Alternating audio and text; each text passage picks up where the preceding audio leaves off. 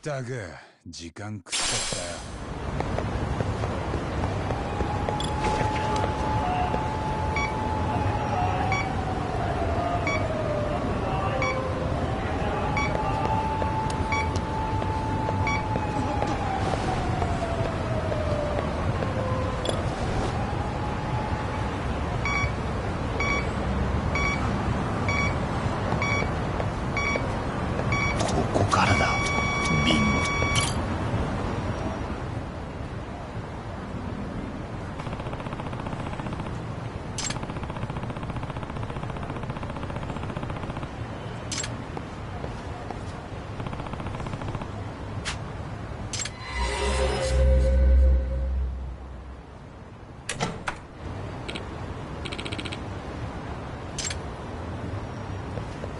はい。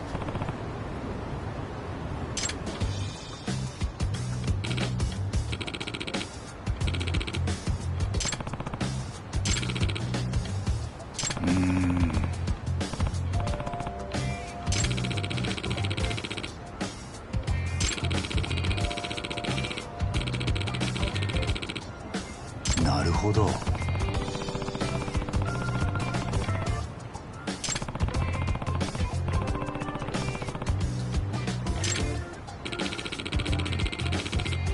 はい。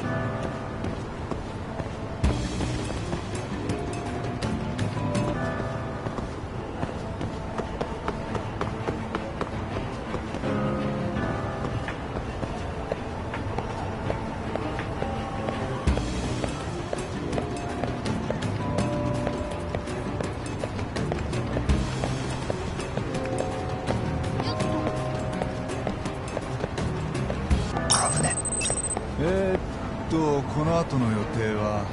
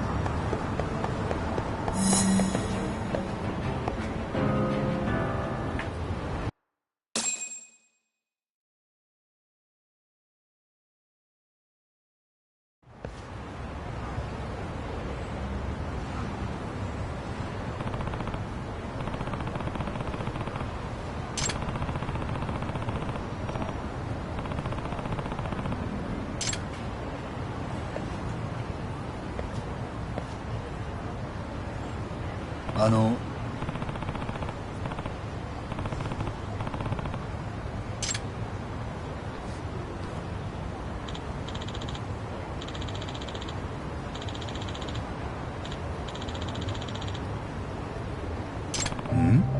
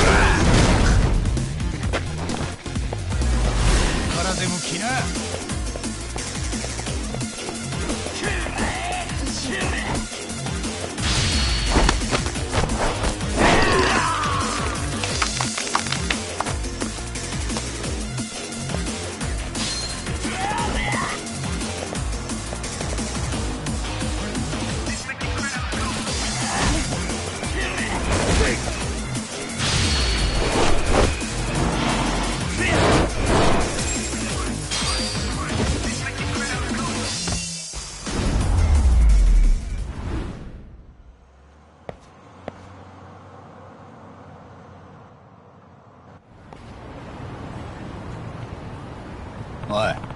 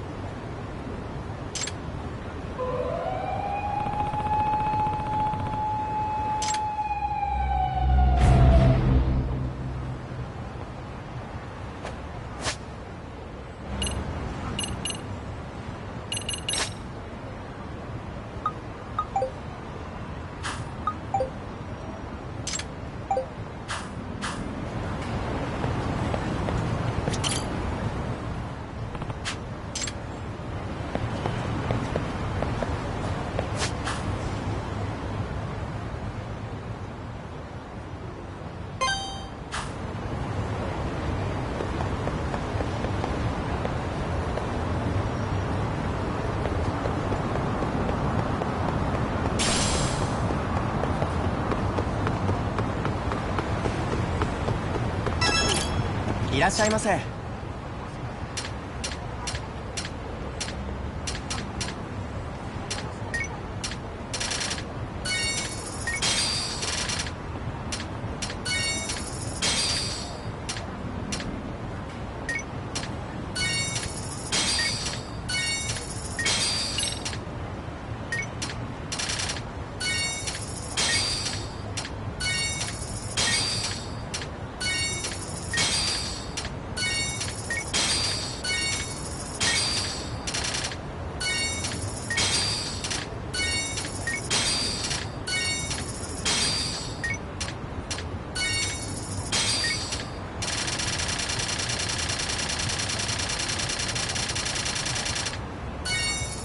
ありがとうございました。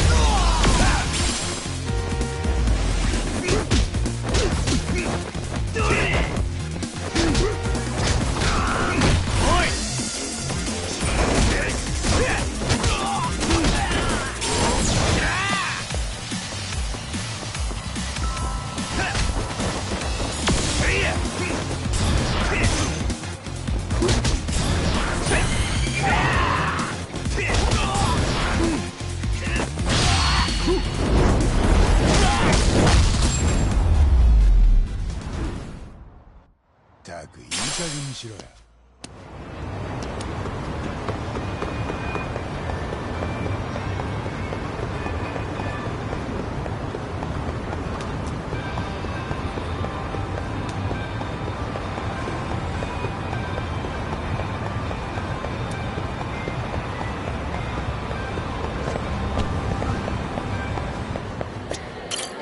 いらっしゃいませ。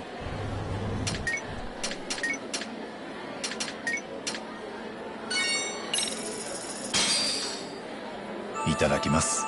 ごちそうさま。ありがとうございました。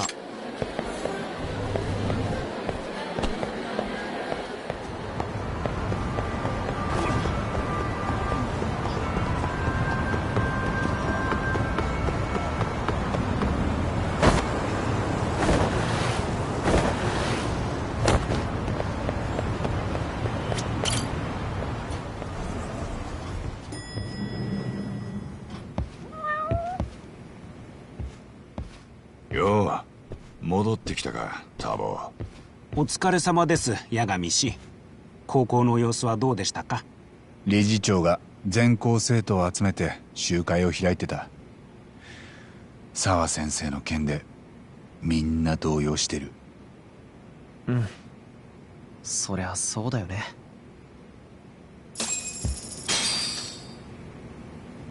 昨日先生の部屋から持ち出した卒アルだけど、つくもくんに渡してあるよ。八神さんも後で中見てみたら？俺には今も昨べ見たもんが信じらんねえよ。沢先生の敵絶対に取るぞ。だろ、ターボ。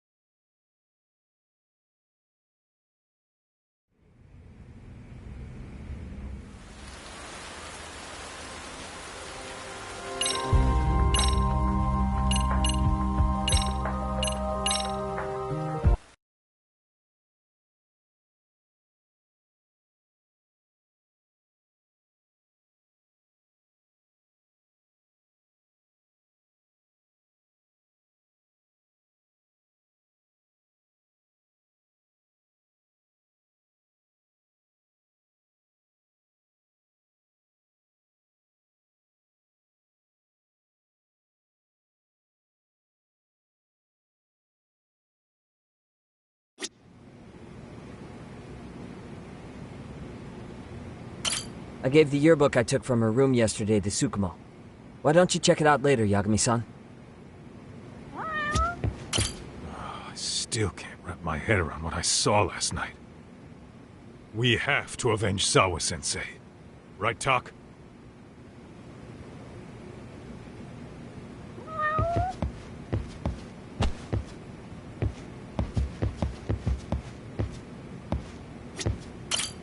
Look who it is.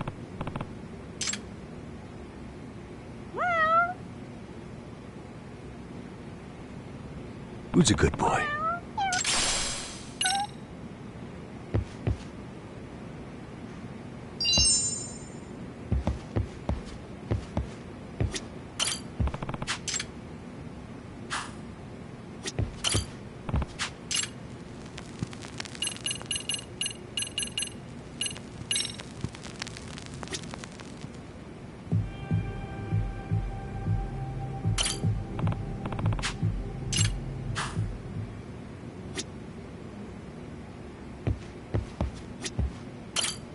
We've been waiting for you, Yagamishi. Let's plan our next moves. Are you ready? Yeah, let's do it.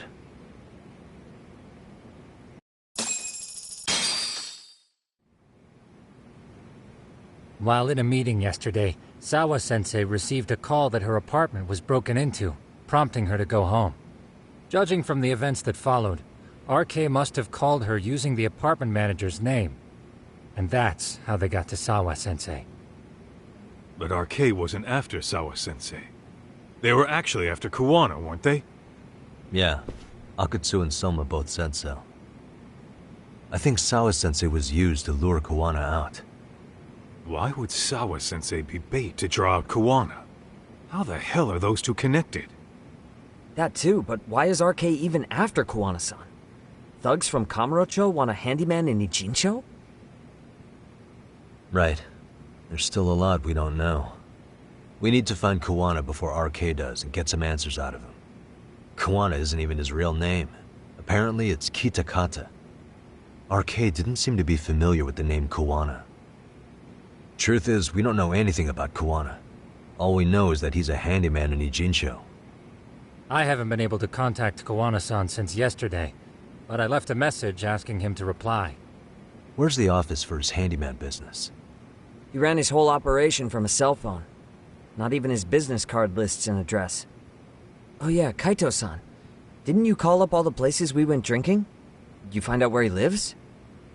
Yep, just found out. Looks like Kuwana lives in some kind of prefab shack off West Central Street. Sounds like pretty shitty conditions for a guy charging up the ass for his time. Well, if we know that much, we might as well go take a look. I was hoping you'd say that. Tsukumo, we'll talk more later. You never slow down, Yagamishi.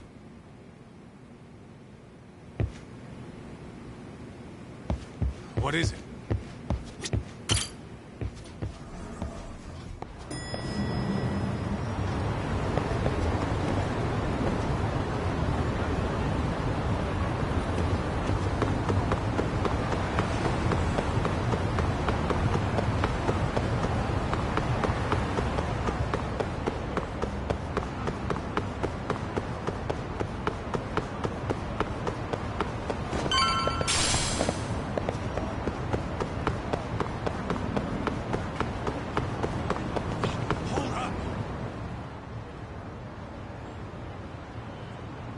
Is this Kuwana's place?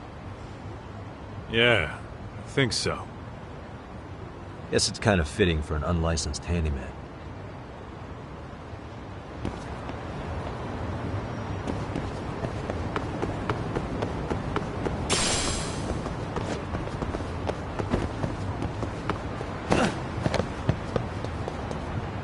Huh? What is it? The door's been forced open. Maybe with a crowbar or something. If anyone was in here before us, it had to have been RK. Aside from us, they're the only ones after him.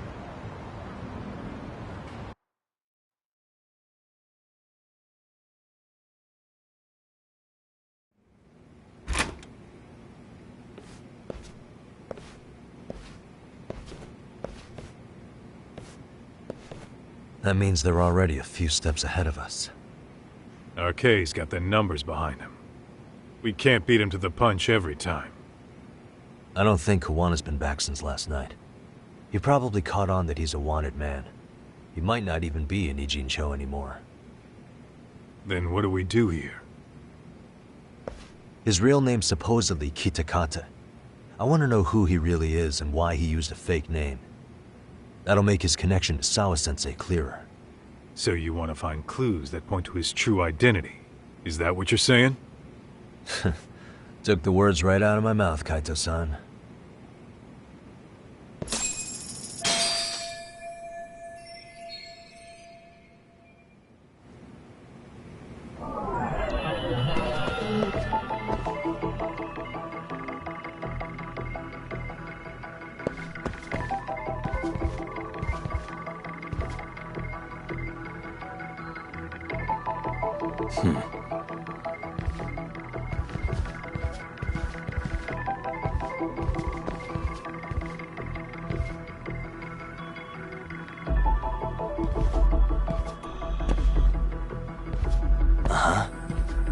What the?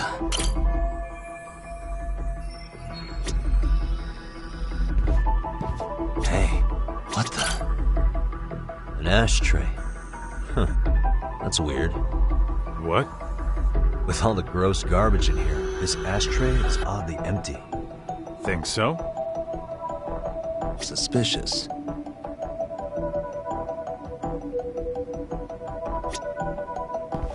What the? Is this a computer power cable? There's a mouse here too.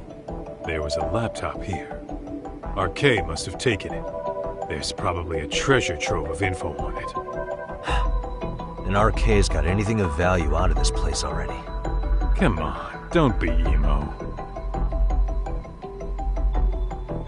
Hey, what the?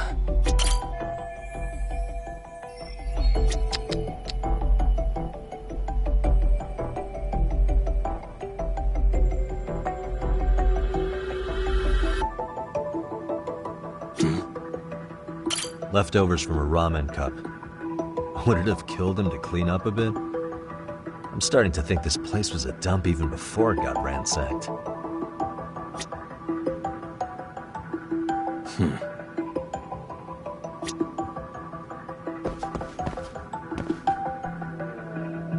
Suspicious. Cigarettes. Are these Kuwana's? I don't think so. Pretty sure he's been vaping. But maybe he craved the real deal every now and then. Yeah, people do smoke both depending on the situation. Yo, hold up, Todd. You don't have enough on Kuwana to go after him. You sure you want to go back empty-handed? I feel like I checked everything worth looking at. Well, maybe there's more to something you looked at already. Besides, where else are we gonna find dirt on Kuwana if we leave?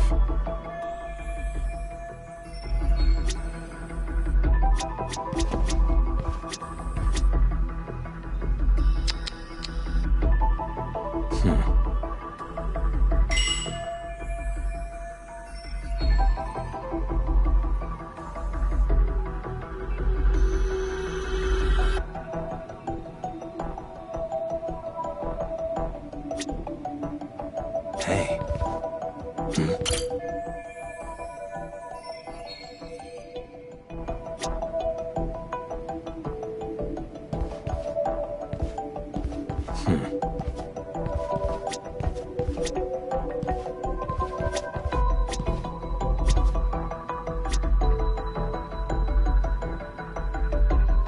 What the?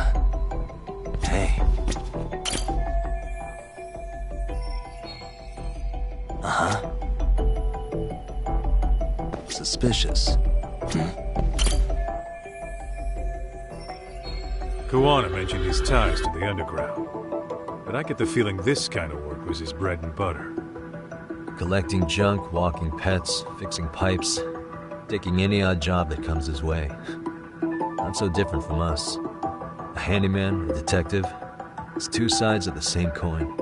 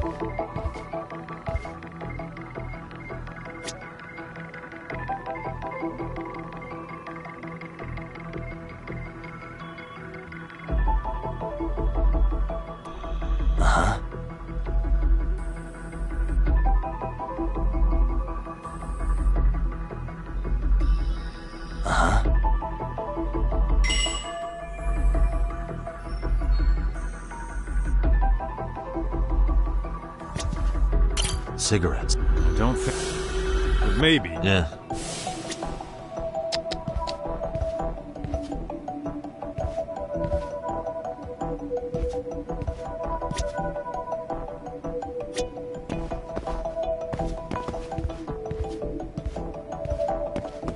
What the?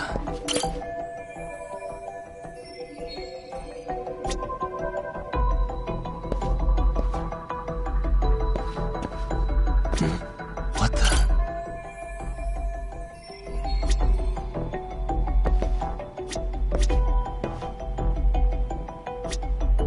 Uh-huh.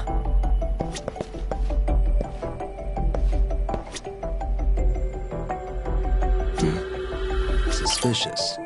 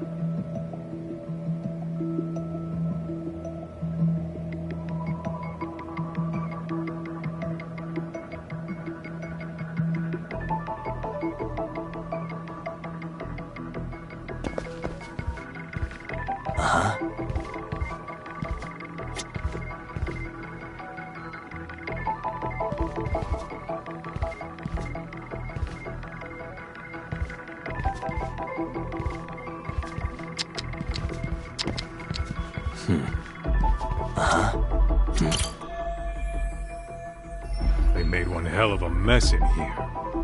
Bet they had no clue what they were doing. Looks like they just wanted to trash the place. Yep, pretty much screams RK. Nothing more than a bunch of punks.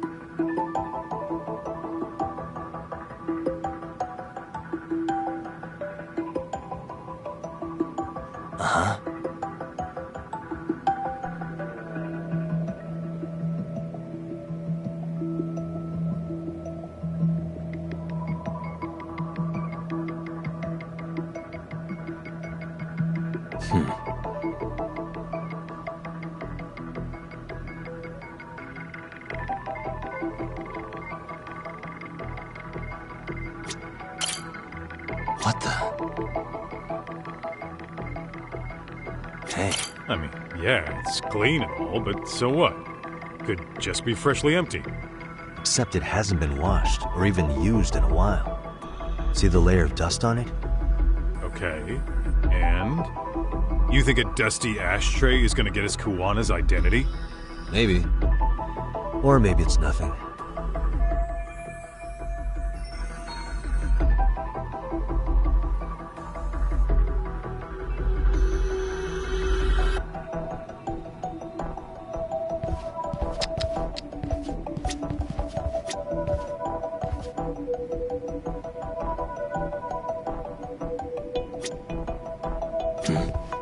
These cigarettes.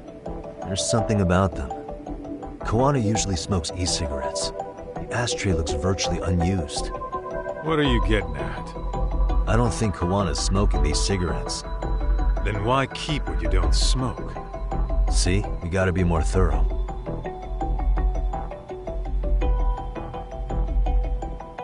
Suspicious. Hey, look at this lighter. What now? Whoa.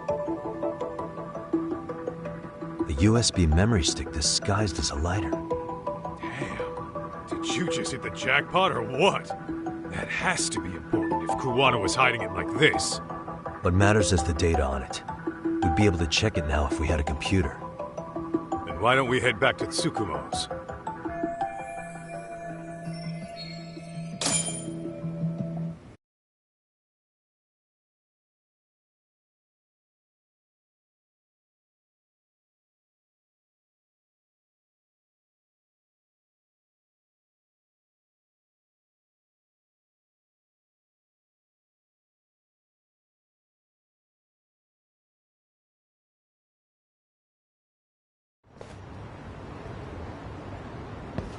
Oh, it got dark. Huh? What's the matter, Tak? Looks like a meet and greet. Oh, yeah? Think they're RK? Well, they're the only ones looking for Kuwana other than us, right? Don't see Soma or Akutsu, though. They sent the fucking B team. Probably for the best. If Soma was here, I don't think I could stay cool.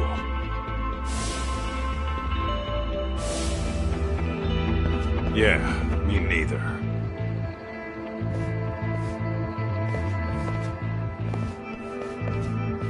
Which one of you is gonna talk? Where are Soma and Akutsu? There's no point in talking to a dead man. Uh-huh. Well, if that's how you're gonna play it, then we're not holding back either.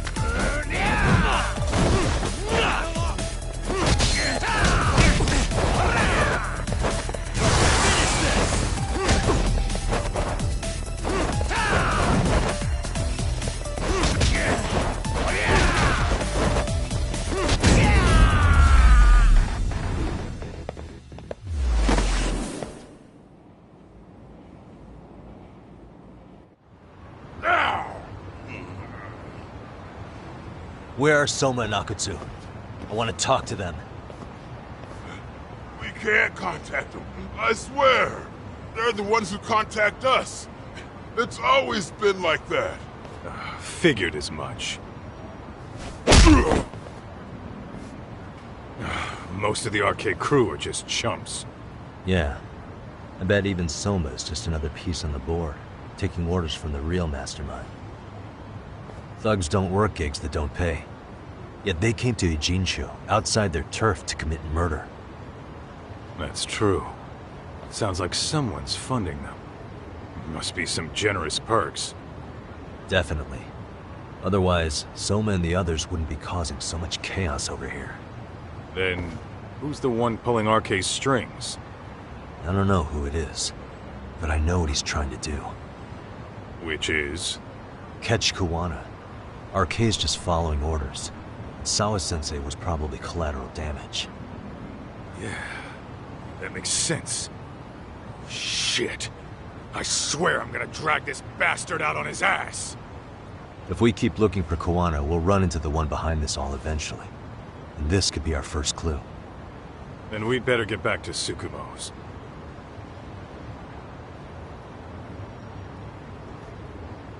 What's going on out here? Are you friends of Kuwana-san's? Yeah, we are. And those gentlemen on the ground? Those guys? Oh, yeah, they're just wasted.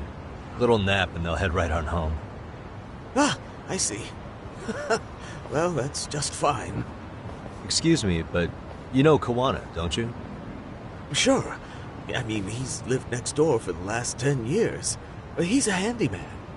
Anytime we were short-handed, he'd come by and help us out. We'd pay him with our daily special. I haven't heard from Kuwana since last night. Do you happen to know any places he visits often? Let's see. He has an uncle that took him in when he first came to Yokohama. Called him a distant relative or something. He's an ex-Yakuza running a bar since he got out of the game. Apparently, this uncle is how he started getting gigs around town. What did Kuwana do before he became a handyman? Beats me. Maybe some kind of corporate job? I don't think I've ever asked. Where can we find Kuwana's uncle's bar? Oh, the bar's called Siren. It's over in Chinatown. I've been there 2 or 3 times myself. The owner's a real nice guy. Hard to tell he was ever a Yakuza. Then we better get over there too. Can't afford to fall behind RK again. Let's hurry. Thanks for everything. And sorry for bothering you. Oh, don't mention it.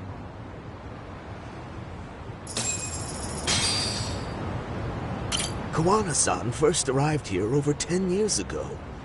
The owner of Siren introduced him to practically everyone in town. The bar is in Chinatown. What is it?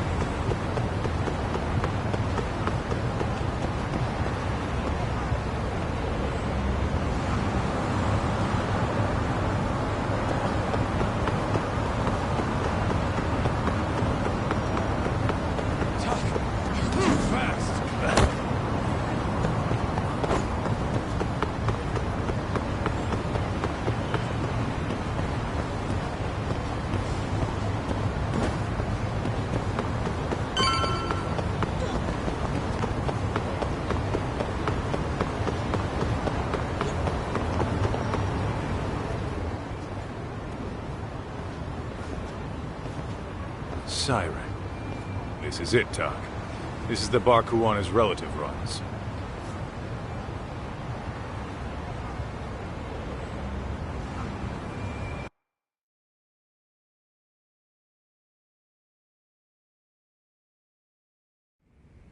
Hello? Anybody here? This place empty too? It's definitely messy in here, but it wasn't exactly ransacked. Yeah, more like someone had to skip town in a hurry. Did the owner already make a break for it then? Be smart if he did. What with RK about to come hunt down Kuwana and all.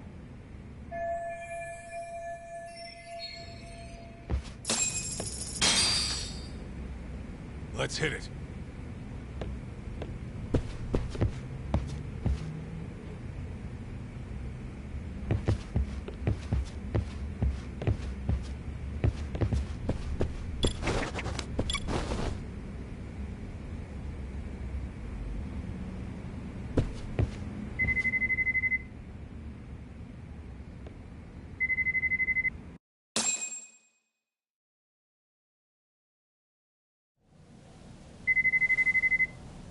Hey, the name of this place was Siren, wasn't it? Huh? Yeah.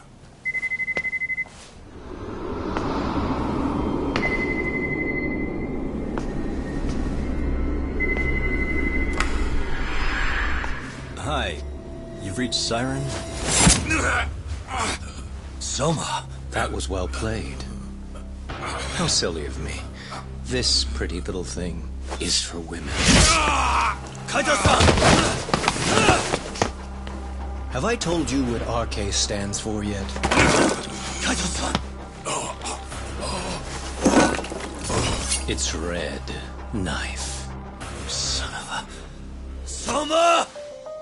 The owner must have smelled trouble coming. He took off before I could find him. Tell me, why did you kill Sawa-sensei? I'm afraid she knew too much. And that's all. And that's all? You're in the same boat. We can't afford to ignore you anymore. And you already made a mistake. You didn't kill me when you could have. I'll own up to that. Akutsu wasn't equipped to handle the task. Well then, now you'll pay the price for it. Will I? Kaito's down and you're by yourself.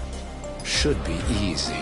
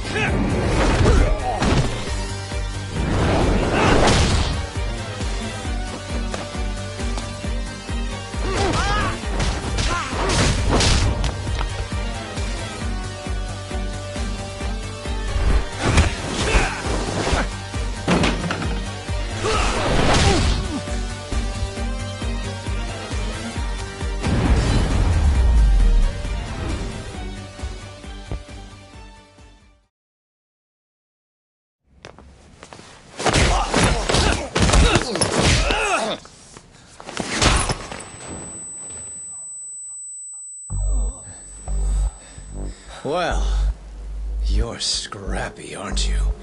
Impressive. Maybe I should have prioritized stabbing you over Kaito. Fuck. You're kind of struggling to stand, aren't you? Give it a second. That kick went to your temple. I'm sure your head is spinning. Trying to rush it will only make it worse. Incidentally, Sawa-sensei didn't suffer long like you will. What the hell?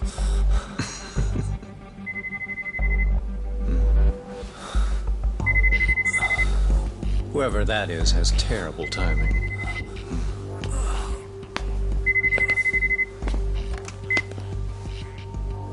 What the hell are you doing in my bar? Hello? Is this the owner? Yes. Kuwana-kun warned me you'd show up. I decided I'd get out of there before you did. Don't expect that I'll ever come back either. All I wanted with Kuwana-san was to have a little chat. No need to go running for your lives now. Spare me the lies. I already know you broke into a young woman's home and killed her. Come on. You wouldn't even hesitate on an old man in his 70s. Pass the phone to Yagami-san, please. Otherwise, I'm calling the cops over there. What could you possibly want with him? Quit stalling and give him the phone.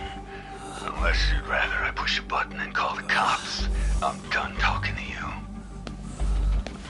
The owner of the bar would like a word with you.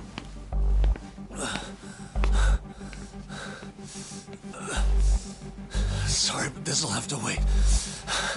Can you get an ambulance over to your bar right away? My partner took a knife to his abdomen. What? Please, you have to hurry.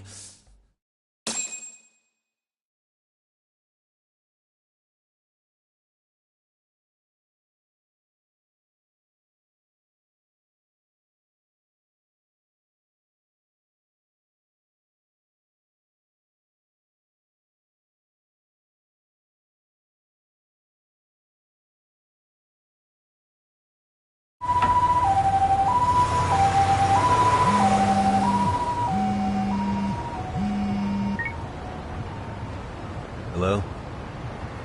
Your partner is in good hands now. Just as you asked. I'm watching you as we speak. Oh, and don't bother looking for me. I won't be meeting you there. Instead, there's a karaoke bar called Survive. Heard of it? You'll find it in the entertainment district along the river. Safest bar in town. I only showed up at your bar so I could ask you about Kuwana. Does this mean you want something in return? We'll get that sorted out. If you promise to meet me alone. No, I won't be at Survive for long. If you don't make it in 10 minutes, you'll never hear from me again. That's one way to motivate someone. Clock's ticking, by the way. So, Survive in the entertainment district? Correct. See you soon. It better be. Apologies for the wait. Let's go.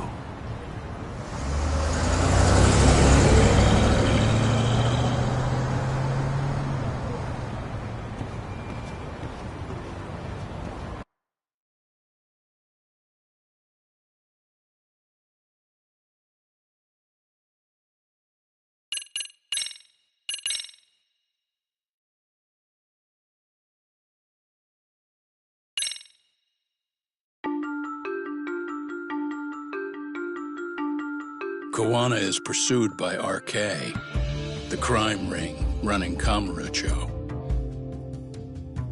Determined to prevent any more deaths, Yagami searches high and low for the handyman, but the search leads to a maze of dead ends. As the situation becomes dire, a lifeline appears at the other end of a phone. The caller offers a lead, one that expires too quick for comfort.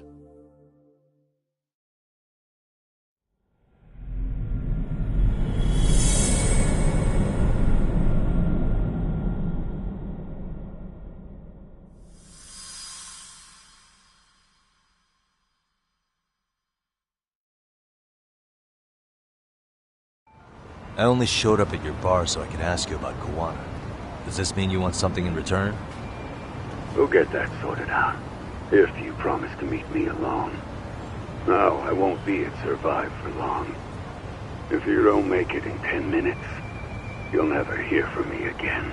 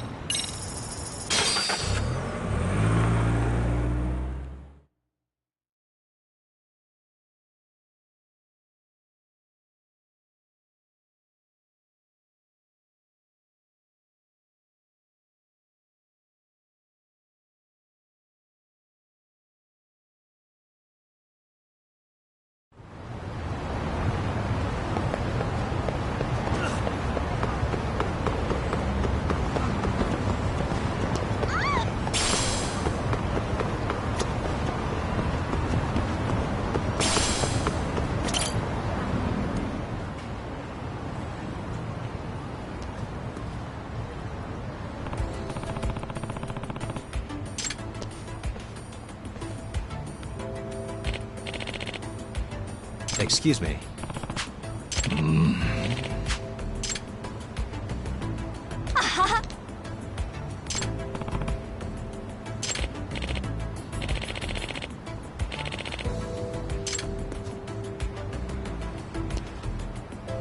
No.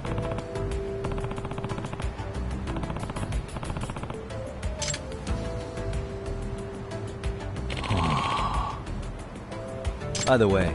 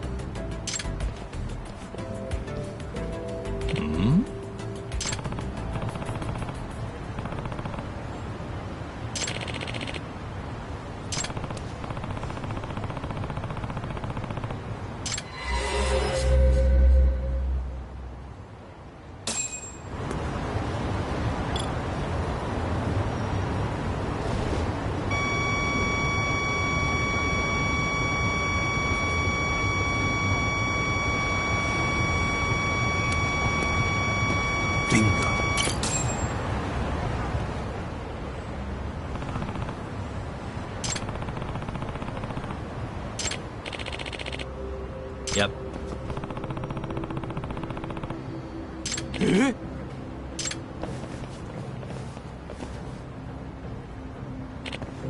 Huh?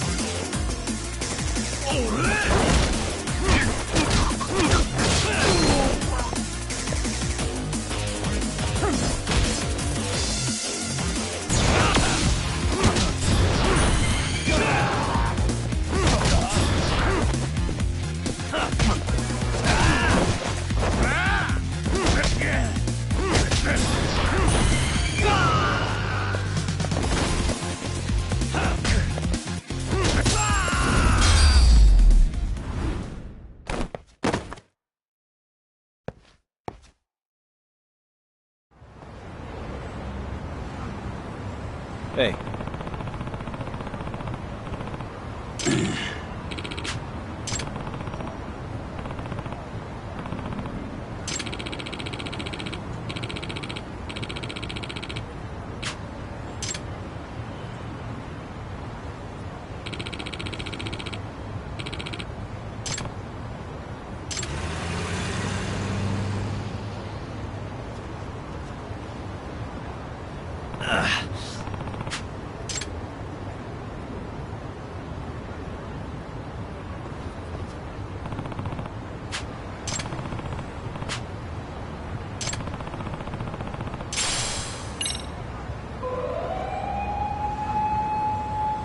ありがとうございました。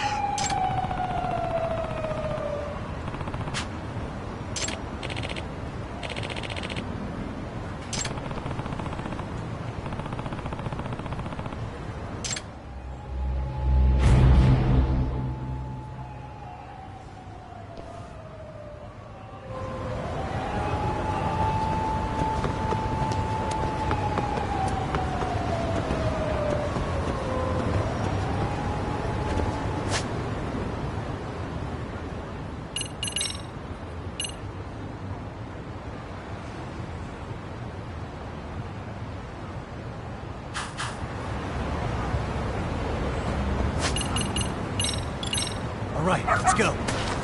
Who's a good boy? I believe in you, buddy.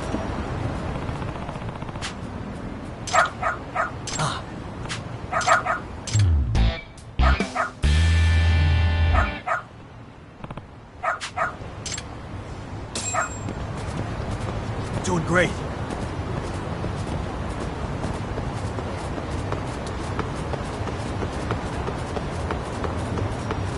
Got something?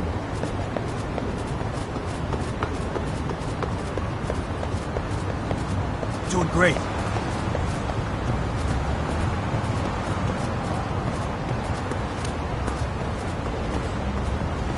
Got something?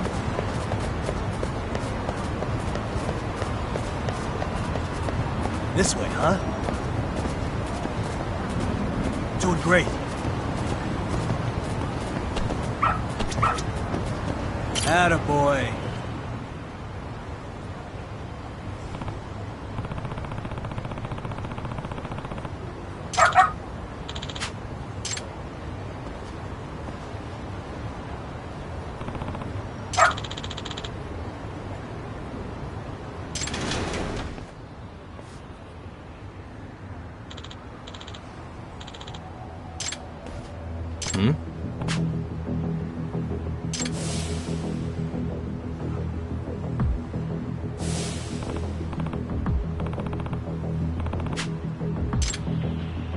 Hey.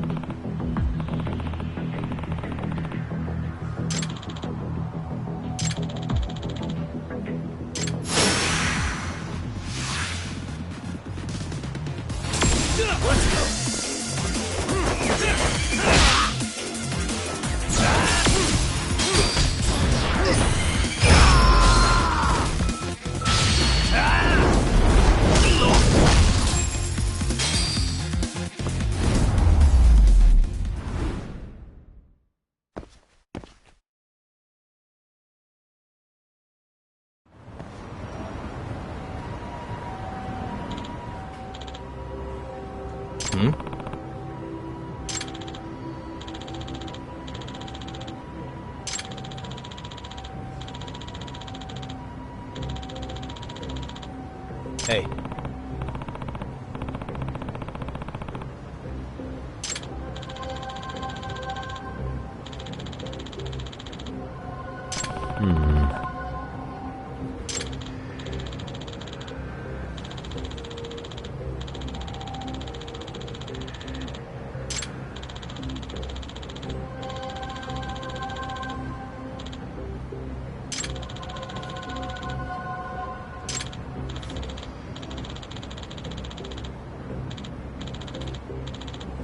No way.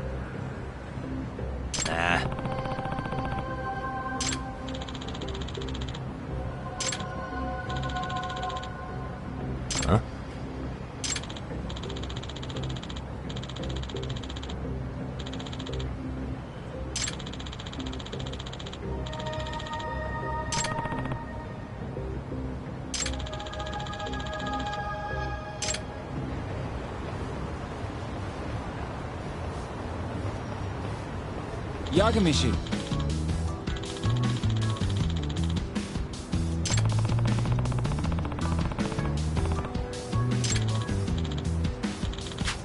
Yeah.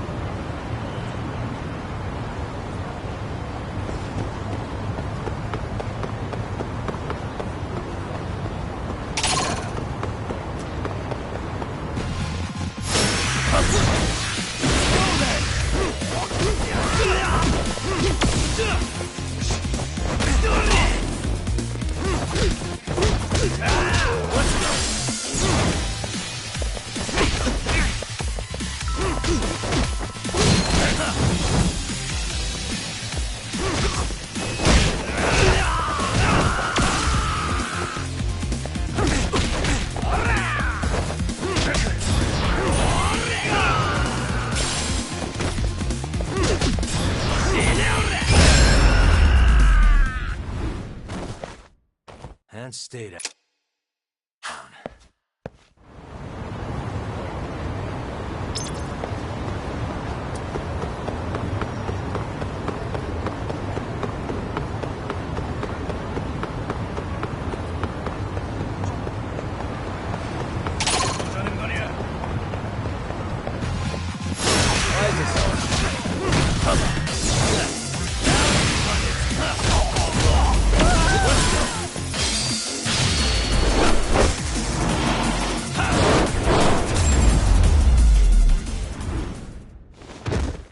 What a waste.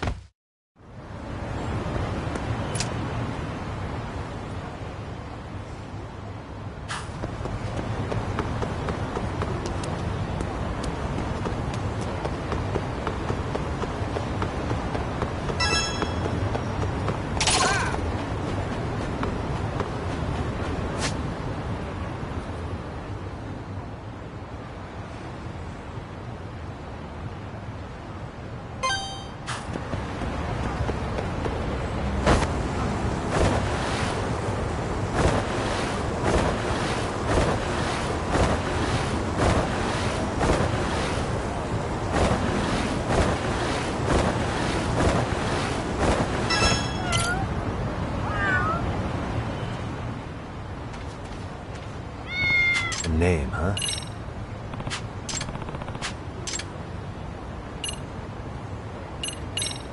Who's a good boy?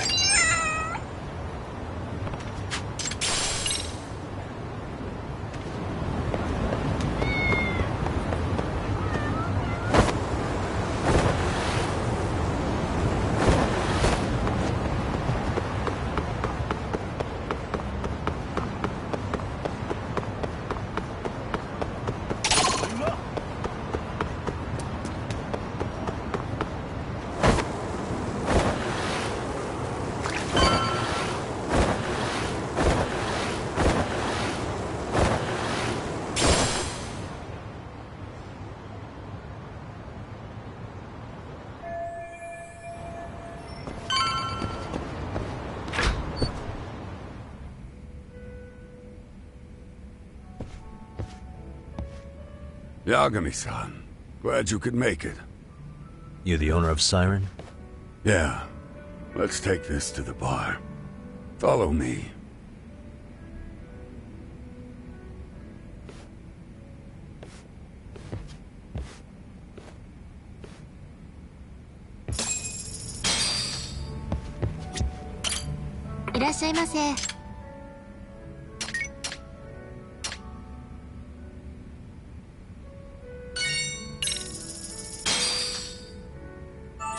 Starting to feel pretty tasty. Thanks. ありがとうございます。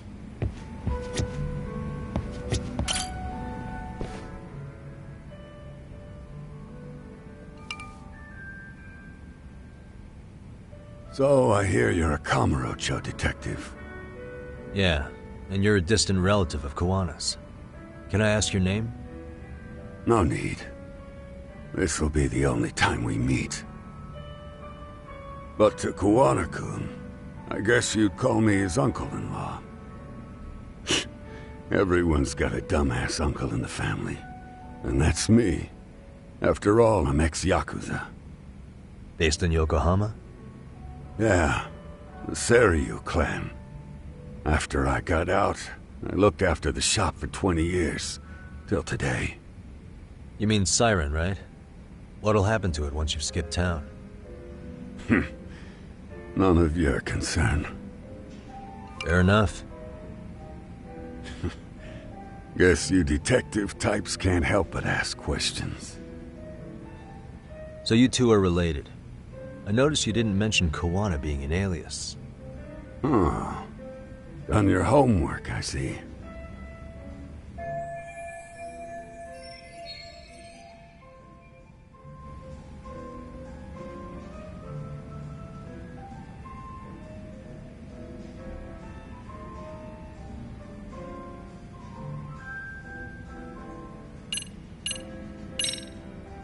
His real name's Kitakata. At least that's what the Kamurocho thugs called him.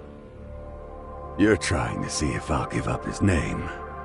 That's not why I'm here. Okay. Why did you call me exactly? Well, you see, Kuwana-kun wanted me to stop by his office and grab something for him. Such as? A pack of cigarettes with a lighter inside. Thing is, it was gone by the time I got there. Don't you mean a USB stick made to look like a lighter? Let's not beat around the bush here. See, I figured you'd grabbed it. So of all things, Kuwana wanted you to pick this up? Yes. And he prefers to keep that content private. So, if you could just hand that over. Now I'm curious. Care to tell me what's on here? Would you hand it over if I did? No. I'd still need to confirm you told the truth. Can't you tell Kuwana-kun's backed into a corner here? Asking an old man to help was his only choice. Let's be honest. I couldn't take that thing from you if I wanted to. All I can do is appeal to your sense of decency. Well, I've got to say, that's more persuasive than threats ever would be. But if you really want me to give this up, at least let me see Kuwana. I'd consider that, but he's already long gone. He was ready to cut out at the drop of a hat. If that's the case, unfortunately, I'll need to hold on to this. A high school teacher was killed by the thugs that went after Kuwana. Her name was Yoko Sawa, a young woman dedicated to her career. I had met her while investigating the murder of a student teacher. But while trying to get her side of the story, I ended up running into Kuwana outside her apartment. Do you know anything about this woman? I don't. You're really drawing a blank? You don't know anything about criminals coming all the way from Kamurocho just to get at Kuwana? Do you at least know how they're connected to Sawa-sensei? Again, that's a negative. And this flash drive's my only concrete lead? If it's so important to Kuwana, he should have come himself, rather than send a middleman. Don't be so hard on him. I'm the one who taught him all his tricks. Are you saying Kuwana's ex-Yakuza too?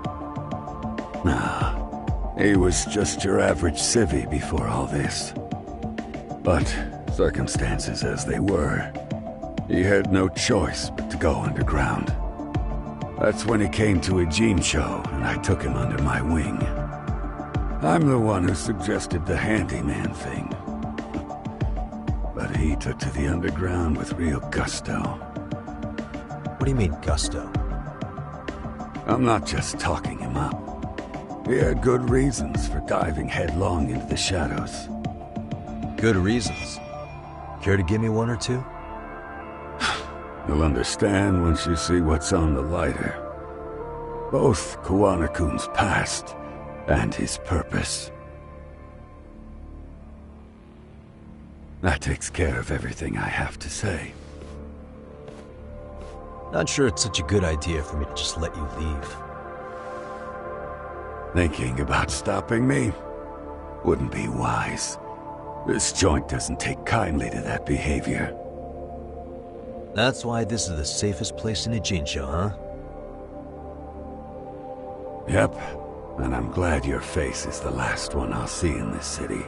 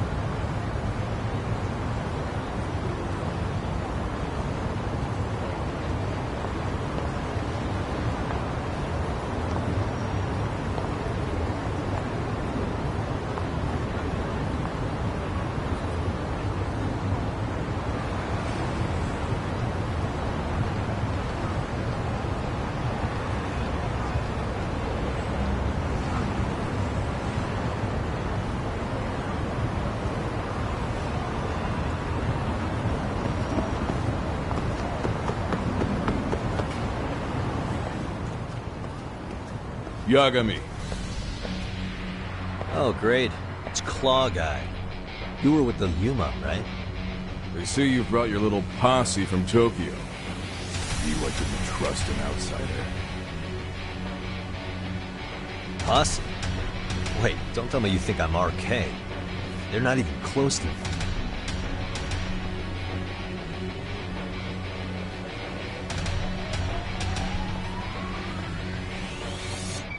Hey, Tesso, you got this all wrong.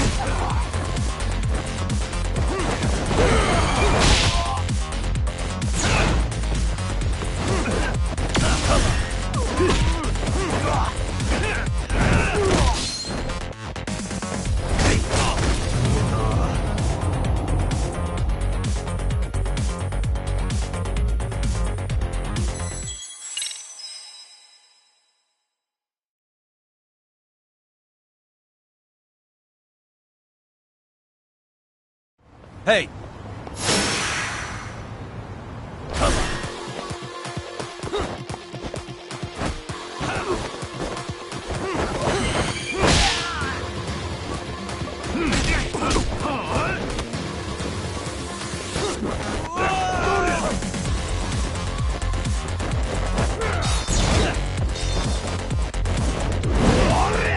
Let's go!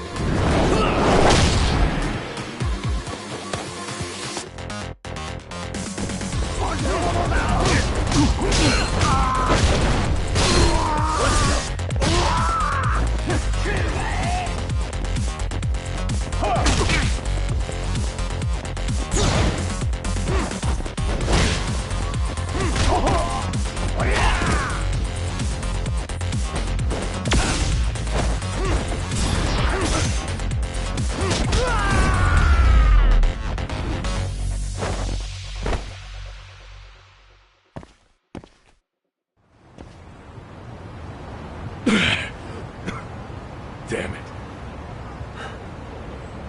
Come on, man. Who paid you to jump me this time? These Kamurocho douchebags show up, strutting around like they own our city. Then I hear some teacher chick gets killed after a break-in. Fuckers. Someone let him into Ijincho, right? Right? Look, I can see why you're pissed. But you figured coming after me was the answer? Figured I could at least try beating a few out of you. Office visits ain't my style. You gotta appreciate that not everyone plays by gang rules, man. What I don't appreciate is Kamurocho trash. Now why are they here, Yagami? I'd like to find that out myself. But I'll tell you this much, I'm not your enemy. I was first on the scene of that murder. I knew the woman personally. The culprit is RK's leader, a guy named Soma. Shit, serious? And why's the rest of his crew here with him? A lot of muscle just to ice one lady. They're after a local handyman, Kawana. You know him? Yeah, matter of fact, I do. Why they want him so bad? I'm looking into that now. Which is why they're still after me. Not to mention they stabbed my partner. So the more you get in our way, the slower this'll go. Gotcha. You understand then? How's about I make you the deal of a lifetime? So long as RK's messing around in my city. I don't mind calling you a brother. Really? Just like that? Sure, but I get to be Aniki, of course. You really think this is selling it? What you're missing here is the Liumong never target a brother. So now, if anyone lays a finger on you, the Liumong's taking their head. Same rule for all the ladies here in Ijincho. Anyone gets fresh, they become fresh meat. With me on that, brother? Oh, this is gonna take some getting used to. Besides, making you a brother is the only way we save face for getting our asses handed to us, you know? Now the truth comes out. Anyway, let me know if you get any intel on RK.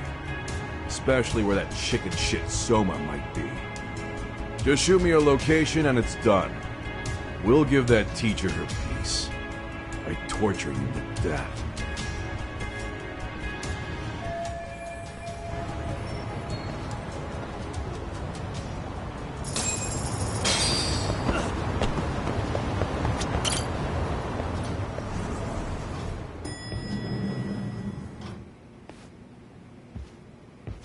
I was just thinking of calling you, Yagami-shi.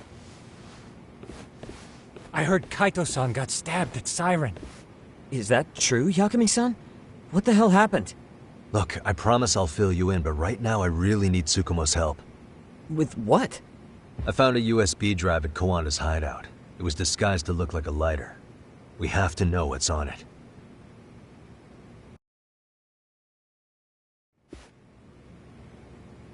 So, Kaito-san was attacked by that Soma guy too? Yeah, while we were chasing Kawana, Soma popped up and got him right in the gut. Almost got me too, to be honest. You're saying one guy almost single-handedly took down the Yagami Detective Agency? It's true. And right after, I got a call from Kawana's purported relative, who wanted me to hand over the flash drive. Apparently, what's on it will tell us Kawana's true identity and goal. When I open it, all I see is one data file. Of what? It's a video. I'll hit play once you guys are all ready. You good? Damn, what's on there? I can't take the suspense.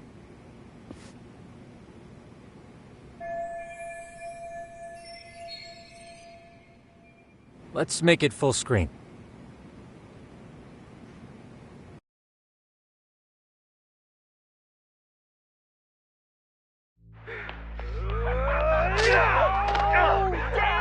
Dude, totally ate shit! Dumbass, so did I. Come on, Mitsuru. Quit being a little bitch. I told you to take it in the face! Alright, let's do it over again, okay? Suzuki, make sure you're getting this. Yeah. I'm gonna really fucking nail him this time. Smile. Ready when you are. Hey, get your ass back! Mitsuru! What did I just say about being a bitch? You asked for it. I'm gonna have to punish ya. Punishment! Punishment! Let's hear the punishment song, everybody! Punishment! Punishment! Get ready for Mitsuru-kun Strip Show!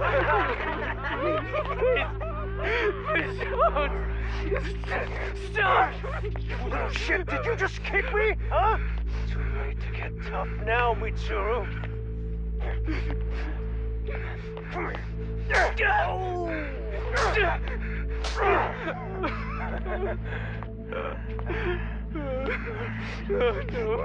Show us what you got. Don't struggle now. We want to see. We gotta get this all on camera. Aw, isn't this just the most pathetic sight? Oh shit, he's pissing himself! Ew, that's so nasty. Disgusting! Oh, look at this shit! Get out of here.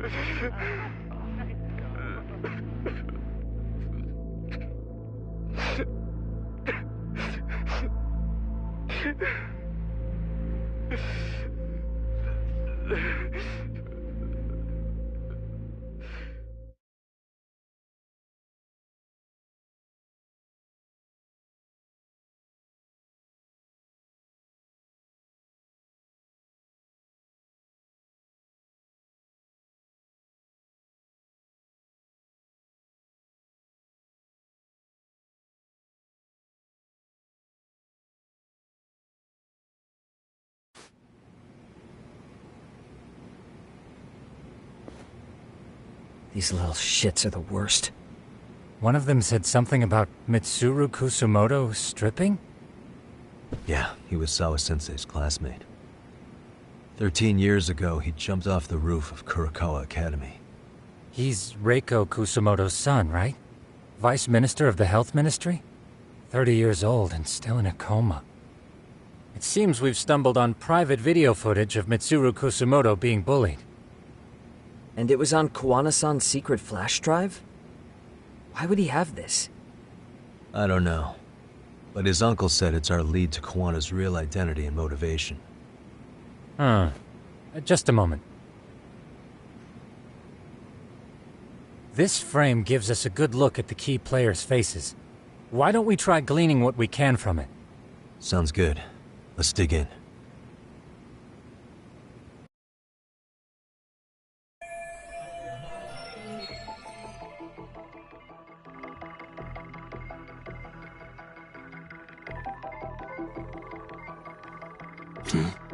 What the? Hey. If I'm not mistaken, Shinya Kawai was the bully whose name got out to the public. Yeah. RK was hunting for him in Kamurocho pretty recently, too. I have no doubt the guy in the picture they showed me is the same guy in this video. Once RK came to the conclusion Kawai had been murdered, they came here to Ijincho, hunting down Kawana for whatever reason.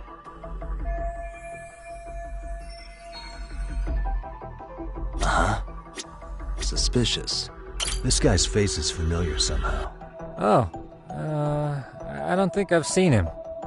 I don't know him either. Who is he? I think I remember him. I saw him at the crime scene where Mikoshiba's body was. He was with more Kurakawa grads. He showed his ID to the Kanagawa detective. I think his name was Akaike.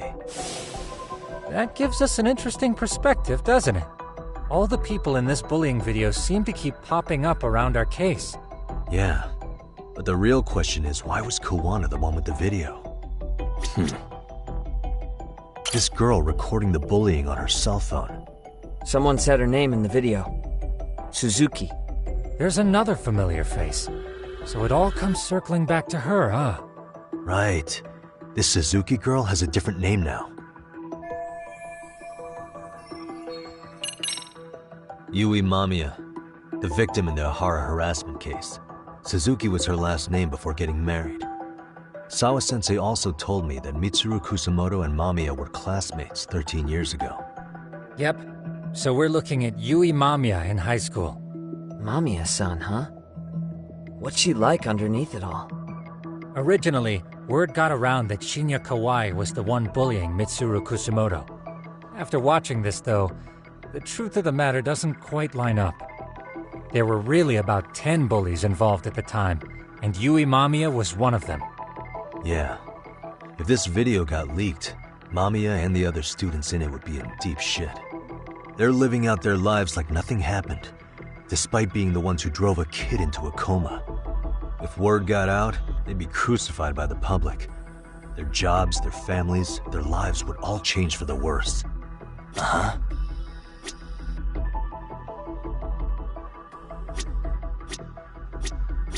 What the? Hey. I feel bad for Mitsuru-kun. No one helped him, even with everything he was going through. 13 years ago, his mother was still just some nobody working at the Ministry of Health.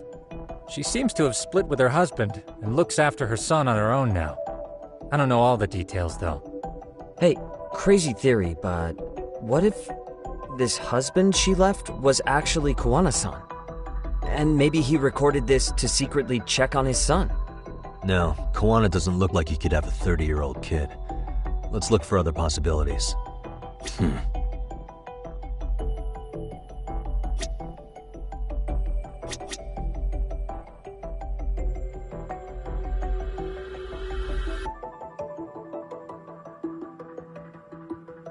Uh-huh.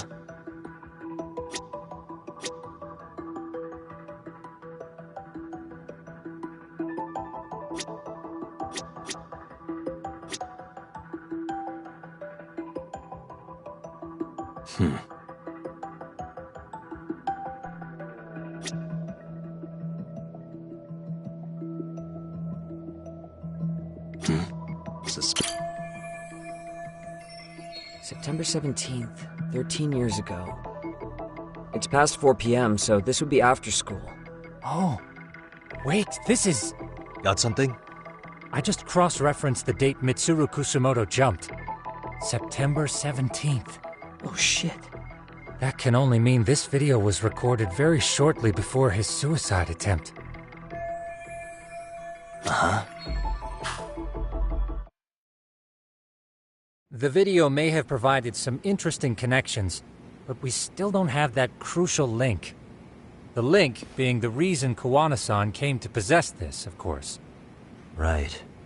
Kuwana's either the one who recorded it himself, or is at least a recipient of the video from the original witness. Kuwana-san and Sawa-sensei knew each other somehow, right? Well, then, maybe Sawa-sensei recorded it 13 years ago, and then had Kuwana-san look into it, as one of his handyman requests. It's possible, but it just feels off. Why's that? Because of what Siren's owner said to me. Okay. You'll understand once you see what's on the lighter. Both Kuwana-kun's past and his purpose. He said we'll know Kuwana's true identity once we watch the video. But that hasn't been the case so far. Yeah. What identity could we draw from a secret recording of some bullies? Assuming Kawana's in his early 40s, he would have been about 13 years ago. What if he was a school teacher of the students in the video? In that case, we should consult the yearbook Segura-shi brought back. The one that was in Sawa-sensei's room? You still have yet to look through it. That's right. Let me go get it. The way you're talking, I assume you've already taken a peek?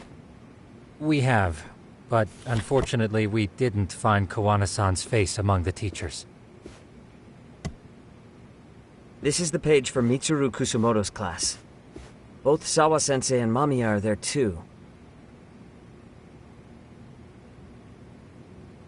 So the homeroom teacher was this guy. Apparently he witnessed bullies harassing Mitsuru multiple times, yet he would overlook it. All he did was smile and tell them not to overdo it. It's not Kawana. This is someone else. We checked the rest of the teachers too, but never spotted Kawana-san. Mitsuru Kusumoto. This picture doesn't look like it was shot for a yearbook. Correct.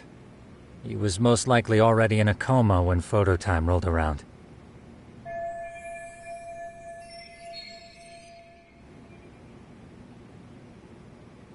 Sawa-sensei isn't smiling at all in this. Huh. She did mention she blew off her class reunion. In fact, she hadn't kept in touch with her classmates at all. No surprise there. Mitsuru-kun would be bound to come up at some point. This is Yui Suzuki. She's definitely one of the girls in the video. Yet another classmate involved with Mitsuru Kusumoto. Seems like a bunch of the students on this page were in the video, huh? Yeah, but I can't find Shinya Kawai in here. Oh. Yeah, you're right. He's not in there. If I'm not mistaken, Kawai left the school once he started catching flack for being Mitsuru-kun's bully. At least, that's what I read online. No real evidence yet, but it definitely sounds like how it would have played out. But the truth is, there were more bullies who should have seen consequences besides Kawai.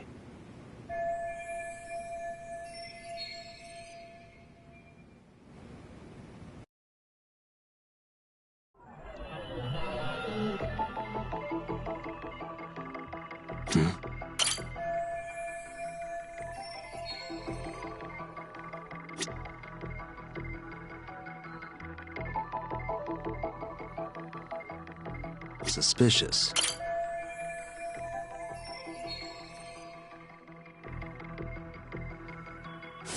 The worst part is that his teacher knew. He even talked to the bullies about it. But all he said was, don't overdo it. But afterward, the public eviscerated him. He had to quit his teaching job. Hold on. If he was dismissed... You figure something out? The homeroom teacher at the time of the incident did take some flack. He got forced out of teaching. Yeah? What of it? If that's the case, couldn't this teacher in the yearbook just be filling in for the other one? I see. That definitely sounds likely. Let me search for the original teacher's name. There's a chance he won't be the same guy in the yearbook. Just give me a sec.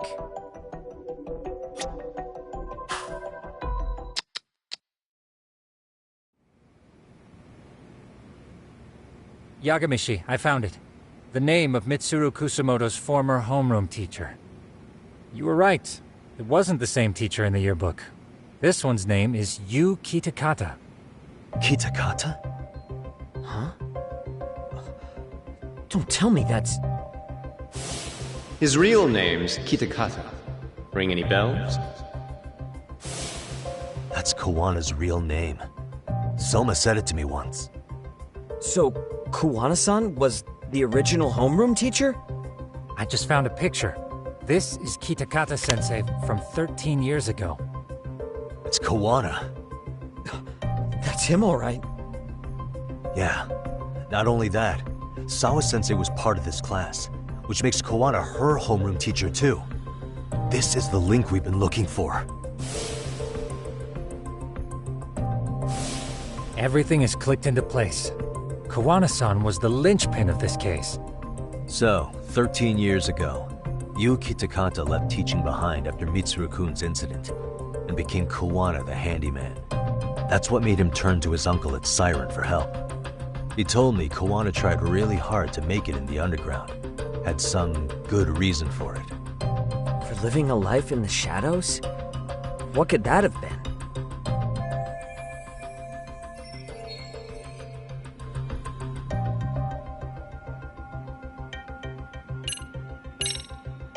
To get revenge on the bullies.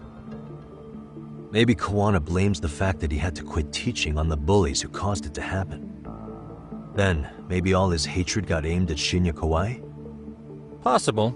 He was abducted 5 years ago by individuals thought to be his acquaintances. Huh. You think one of them was Kawana-san? I wouldn't rule it out. RK might have learned of Kawana's involvement while searching for Kawai. Maybe they came to Ijincho so they could get details on the incident from him? Yes, that would explain RK's arrival in town as well. Hold up. Individuals who were his acquaintances? Meaning more people besides Kawana-san, right? Could that mean... You got it.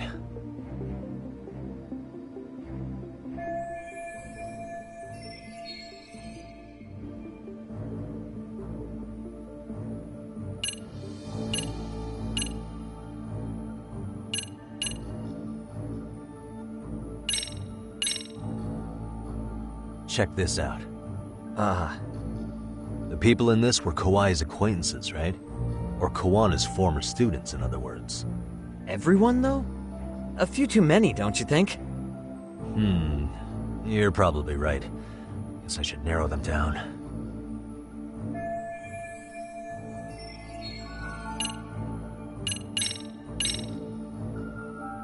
We already know this. Oh. The students in the video? Individuals acquainted with Kawai. They certainly fit the bill. But why would they wind up abducting him? Maybe Kawana asked for their help? No. He forced them to. What makes you say that? Well, Kawana had this on a secret flash drive, right? But to anyone in this video, it would be their worst nightmare for it to show up now. If it did, they'd be busted as bullies who drove a high school kid to suicide. Yep, it'd be a real disaster for them if that got out. They'd probably be done for in the public eye. Which means this video is Kawana's leverage. It's how he got them to go after Kawai. You think this is enough leverage to drive people to murder, though? Kawai was killed, right? RK is the only one saying Kawai was murdered. No body's been recovered yet either. Okay, hang on. I'm barely keeping up with this. Yeah, it's a bunch of what-ifs stacked on top of each other. But there is somebody who could potentially confirm this. Who'd that be? Someone in the video. Mamiya, for example. I've met with her at her home. If she was involved with Kawai's abduction, she could probably tell us what we want to know. I agree. Yagamishi's provided a working theory that ties together the Kamurocho and Ijincho incidents. So if we can get Yui Mamiya to corroborate this, we should be able to extract even more information from her. Perhaps even including Kawana-san's whereabouts. Yeah. Looks like he hasn't given us the slip just yet. Man, what the hell is that guy's deal?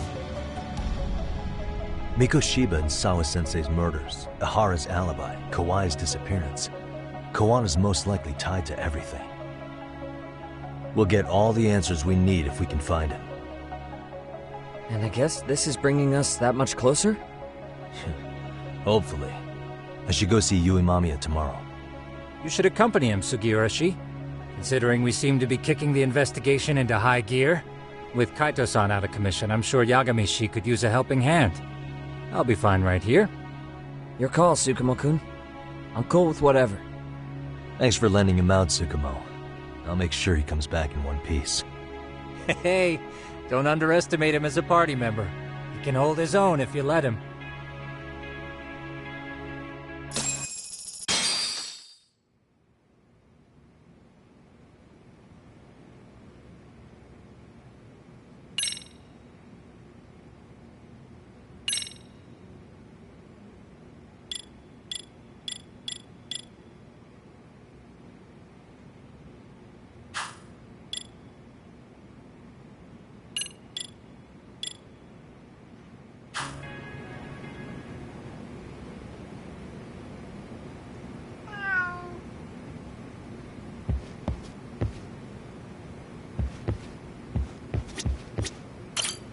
Look who it is.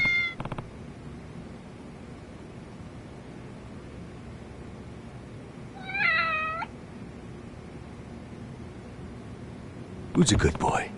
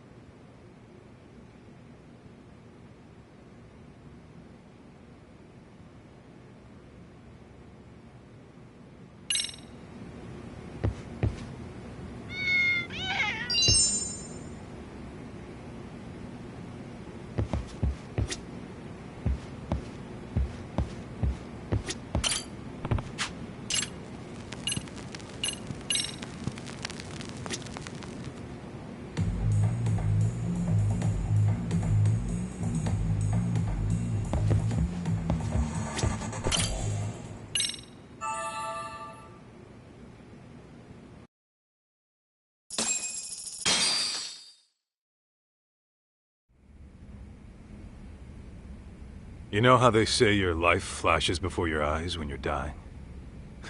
That shit's real talk. You saw it all, huh? Yeah. There I am, bleeding out. And suddenly I'm getting the 3rd degree from Matsugane-san. Back when I was still just a rookie. Captain Hamura stares me down like, time to lose that pinky.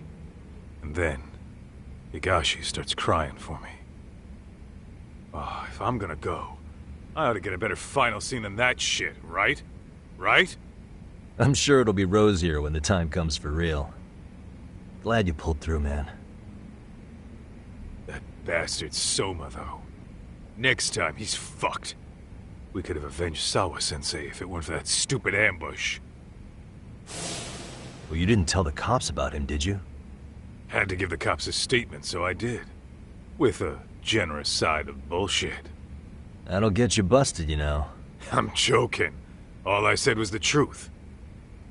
That I got knifed by the same twisted fuck who got Sawa-sensei. In that case, it's only a matter of time until Soma's arrested.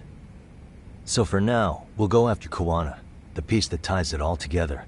We just have to find him before RK does. Kuwana, huh? He's on my shit list too, just so you know. Huh? Kuwana must have had some sort of agenda back when he first met us. In fact, it's probably because you were looking into Mikoshiba. He palled around with me all because of that.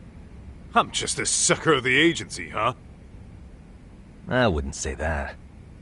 Still. The moment an ass for me to kick turns up, this is the shape I'm in. Just focus on getting better. Tsukuma will stop by later, too. What? Sugiura gonna give me the cold shoulder? He and I are off to question Mamiya. He said he'd drive us from Ijincho and everything.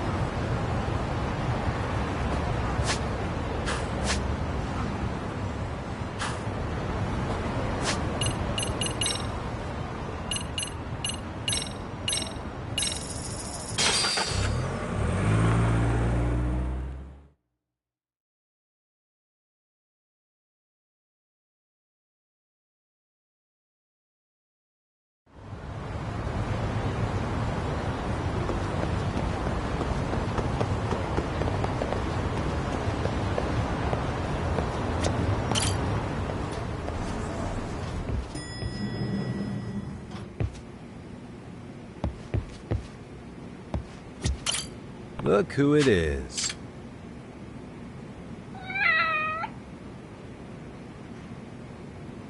Who's a good boy?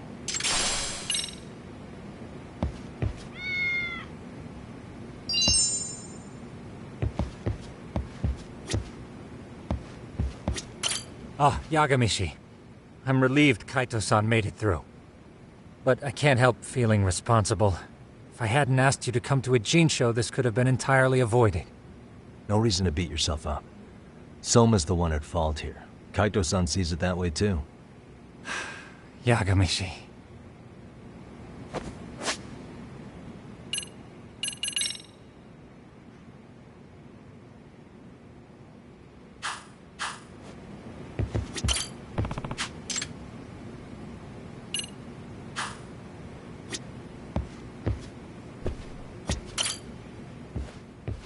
So, we off to see Mamiya? I'm ready whenever you are. Yep, let's go. Alright, let's do this. If your theory is accurate, then Mamiya was involved in both Kawai and Mikoshiba's murders. And even if that's off, we can at least learn more about Kuwana-san as a teacher.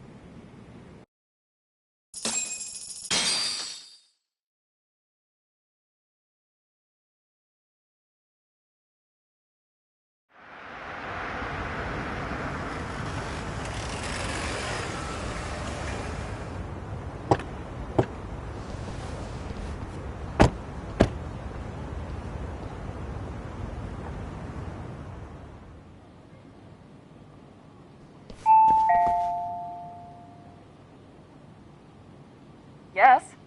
Hi, it's Yagami. I dropped by with Genda Law the other day. Not again. I have just a few more questions I'd like to ask you. You told me the last visit would be your only one. Seriously, why do you keep showing up here uninvited? Please, just leave me alone. I suppose I should mention, I'm here today as a detective, not a lawyer. So what? And my partner here is Sugiura. He's with an agency called Yokohama 99. Never heard of him. He's based in Ijincho. He's working a case. Maybe you saw it on the news? The murder of Seiryo High teacher Yoko Sawa, killed in her own apartment. You and Sawa-san were classmates in high school, is that correct? After leaving Kurokawa 13 years ago, Sawa-san moved to Ijincho to teach. Are you still there? What is it you want? I haven't seen Yoko-chan since graduation. Now go. You're barking up the wrong tree. Maybe you'll remember Kitakata-sensei then. I ran into him at Sawa-sensei's home right before the murder. He was your homeroom teacher at Kurokawa, but resigned after the Mitsuru Kusamoto incident. Just like you, he appears to be connected to Sawa-san. So why am I being singled out? Can't you just ask someone else? Believe me, it's a long list.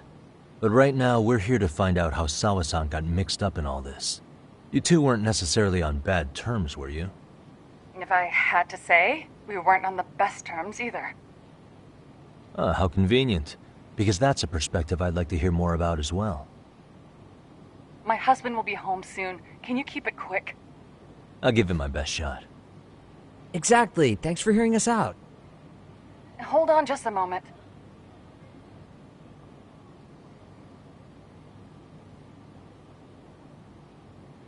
Huh. Wonder what's going on. You don't think she bolted, do you? Wouldn't count on it. Should we ring again?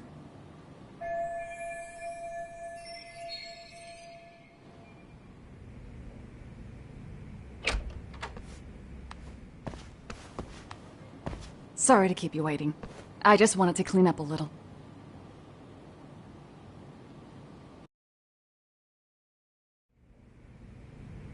Is your son home today? He's at English school right now. I have to pick him up soon. Doesn't your husband help with any of that? You said he'd be home soon, right? Excuse me, but you are in no place to make those kinds of comments. Sorry. Didn't mean to pry. Well, what is it you want to ask?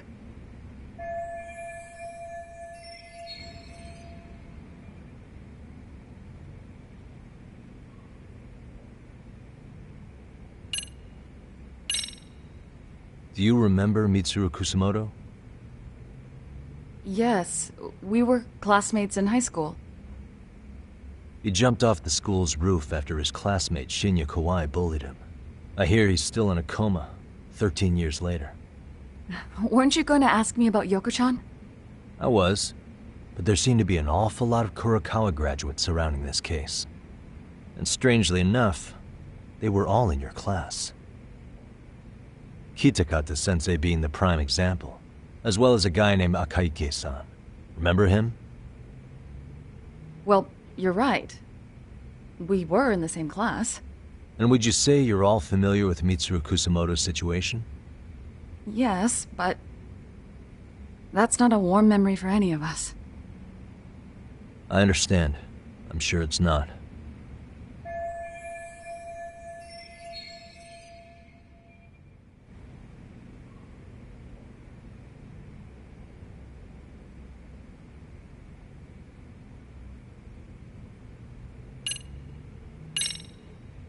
Have you been in contact with Kitakata-sensei lately?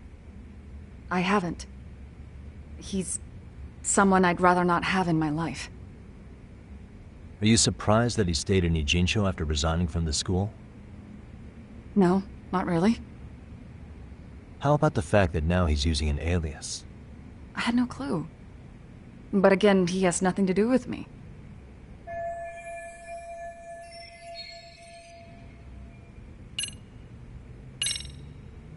The groping was orchestrated, right? Excuse you? When Akihiro Ihara grabbed you on the train, you were in on that, weren't you? The whole thing was a conspiracy, staged to play out as it did. You need to leave. Right now! Dude, what gives? No one would even think to consider a predator and his victim could be accomplices. It's unheard of. But if it was to establish a murder alibi, that's another story, considering how much lighter the sentence is. That way, Ihara got away with killing Mikoshiba, paying only a fraction of the price. But as luck would have it, proving it is going to require you to cooperate with us now. If you don't get up this second, I am calling the police. I mean it! It took me quite a long time to figure out how you and Ihara were connected. But once I learned Yokosawa attended Kurokawa, it all started falling into place. She was in your homeroom class. She looked after Toshiro Ihara. She was the link to everyone. But just before I could ask her about any of this, she was murdered by Kamurocho gang. That same gang has been hunting your old teacher, Kitakata-sensei. What is it you want from me? Amiya-san, do you have any idea where Kitakata-sensei could be? He may be Kawana the handyman, but he hasn't answered his work line since Sawa-san's murder. I don't know. He was my teacher a decade ago. I barely remember his face. Well, I'm willing to wager Kitakata-sensei still remembers yours. I'll prove it right now. Oh, God.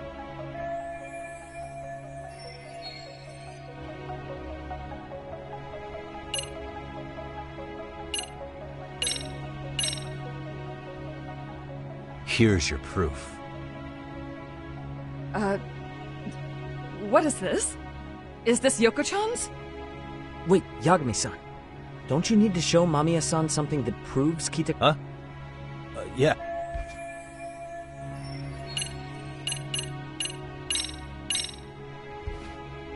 See for yourself. No. This was recorded at Kurokawa Academy 13 years ago. Feeling nostalgic yet?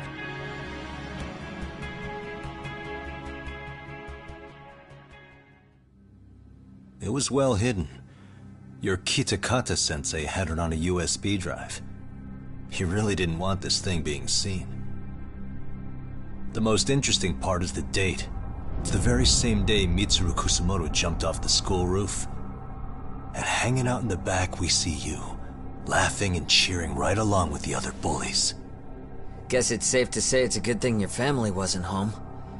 Wouldn't exactly want them seeing this, would we? Has this video come up? Has Kitakata-sensei ever mentioned to you that he had it?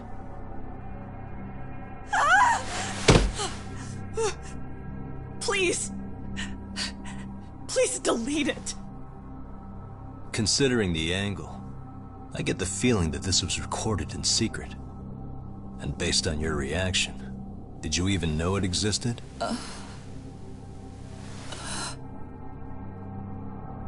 You know what happened to Mitsuru-kun. He's been in a coma ever since what you did to him that day. But still, only one of you took the fall. Shinya Kawai took all the blame. Well, sorta, being that he got fired, Kitakata-sensei took heat too. Still, you all just moved right along with your lives. You've even got happy little families.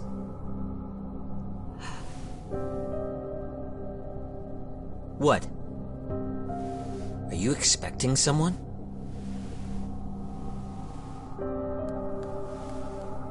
Mamiya-san?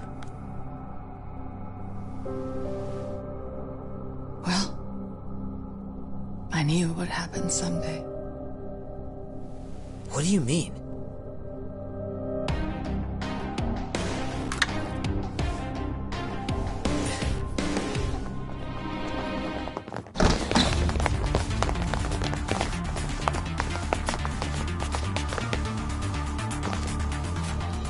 Looks like she wanted some company.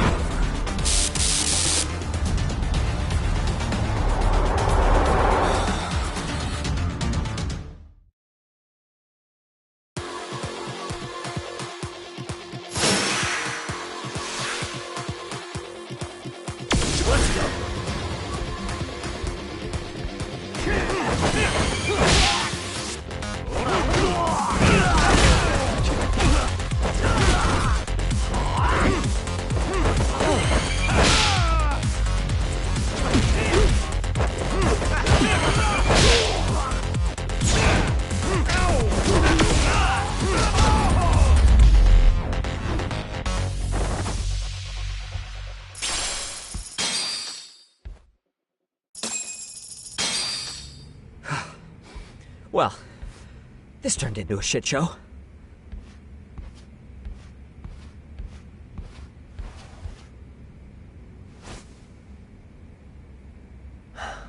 And would you look at that?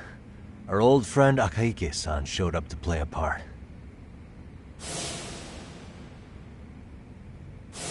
So you are all working together. What should we do with them? They're the jerks who hurt Tsukumo-kun, right? Break every finger on their hand, it still won't make you even. Come on, they may have more on the way. I have an old haunt in mind we move this to, and Mamiya-san's coming with. Huh? Let's not cause a scene, okay? I'd hate for a finger to slip and post this video.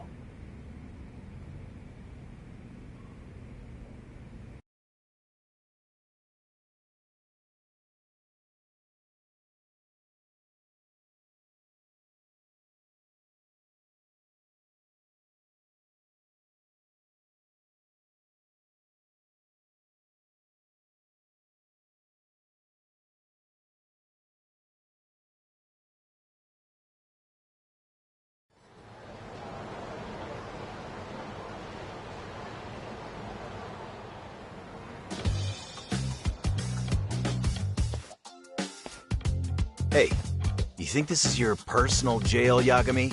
What makes you think you can keep bringing captives here? Well, it's the safest spot we know. Doesn't it feel good to be such a reliable friend? Yeah, Higashi, be cool. We won't be around long. Be cool? You think time's the issue? This is about respect, man! What you call? We kicking him out? Oh, quick bit of news, Higashi-san. Kaito-san got shanked in Yokohama. What? What the fuck? Kaito Aniki? By who? You'll know once we're done explaining. Let me introduce you to Mamiya-san first. She called up her friends to come after us just a little bit ago. Yeah, and I'd do it again.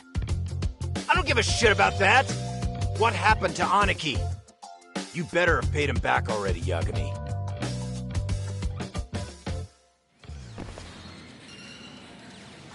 Fuck those RK assholes! And how could Aniki have let him get to him like that? Now that Higashi-san's up to speed, should we get to it? I imagine Mamiya-san doesn't want to drag this out. What do you intend to do with me? First, you'll tell us everything you know. We'll decide how to deal with you afterward.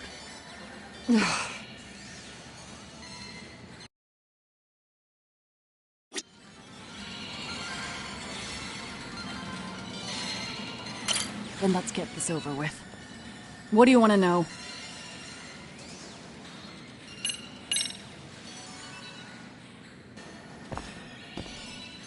Let's start with the video. Any thoughts you'd care to share? I found it on a flash drive in Kitakata-sensei's room. Or should I say, Kawana's. I take it that means he's the one who recorded it. Yes. That means Kawana already knew back then the rest of you were bullies too? Yes. If that's the case, then why was Shinya Kawai the only student thrown under the bus for it? Kawana-san didn't show that tape to anyone else? We had no idea we were even being taped. We didn't find out about the video, or the reason he sat on it so long until way after graduating. Why exactly did he sit on it for so long? Kitakata-sensei said he kept it so he could teach us for the rest of our lives. What? If that video came out at the time of the incident, I'm sure life would have been hard for us then. After all, Kawai was exposed online, and that would mean millions of yen in compensation for damages. Yeah, but you guys could have wound up in the same boat. No. At most, we would have come across as dumb kids he roped into helping him. We might have caught some flack, but people would chalk it up to kids and their cliques and move on. But that's only how I would have gone if it had come out while we were still teenagers. You're saying circumstances are different now? I have a child now. A husband, an upscale apartment. If the world sees that tape now, I'll lose it all. And what do you think would happen to my son? The son of a woman who drove a kid to attempt suicide? His life would be ruined. That recording is more than kids being cruel. Mitsuru jumped from the school roof that very night and is still in a coma today.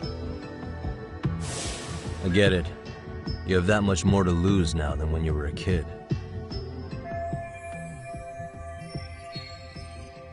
Same for all my classmates. Kurokawa Academy is a prestigious school, after all. Most graduates go off to great universities, land high-paying jobs. One started his own company. Others have families. And they're all in your position too, huh? If that video gets out, they lose everything. Exactly.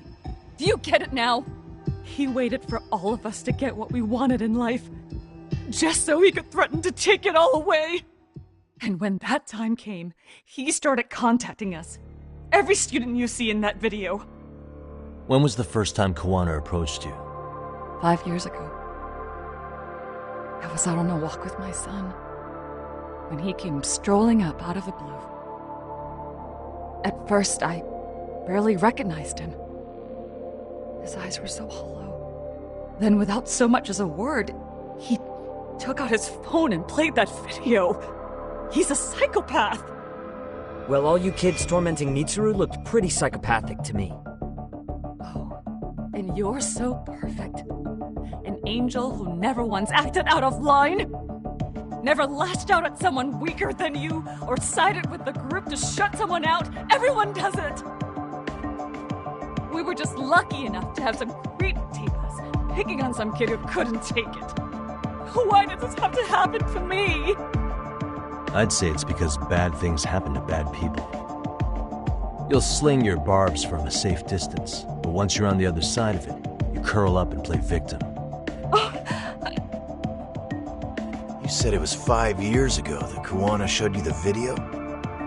Reminds me of something Shirosaki-sensei was looking into. What? There was this guy. I think his name was Shinya Kawai. Something about him getting snatched off the streets about 5 years back.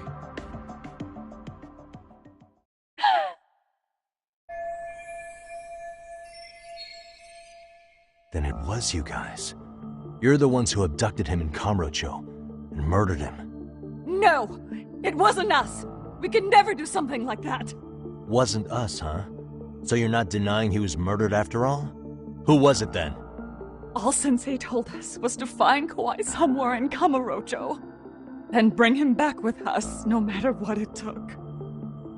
Did Kawana tell you what he wanted with him? He needs to be there when you all beg for forgiveness, is all he said. And if we refused, he'd leak the video. So we all went to see Kawhi, but he wanted nothing to do with Sensei. Considering he'd cost him everything, that came as no surprise. But doing nothing would cost the rest of you everything too. Yes. So we had to force him into our van. After he put up a fight.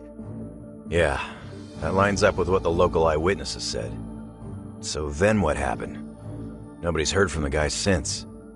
We were directed to bring him to a wharf in Yokohama. And that's where we begged for forgiveness. After that, he said we were free to go. All except Kawhi. So you left him there alone with Kawana? We had to. The day after, I got a message on my phone from Sensei. What did it say? Nothing. There was only a video. It was of all of us, pushing Kawhi into the van. Turns out he recorded what we did in the city. You can see all our faces so clearly. How we covered Kawhi's mouth as he screamed for help. Even if you know all the backstory, the video is a clear-cut abduction. As I was watching it the first time, another message came in. This time, a picture. When I saw it, I just went cold.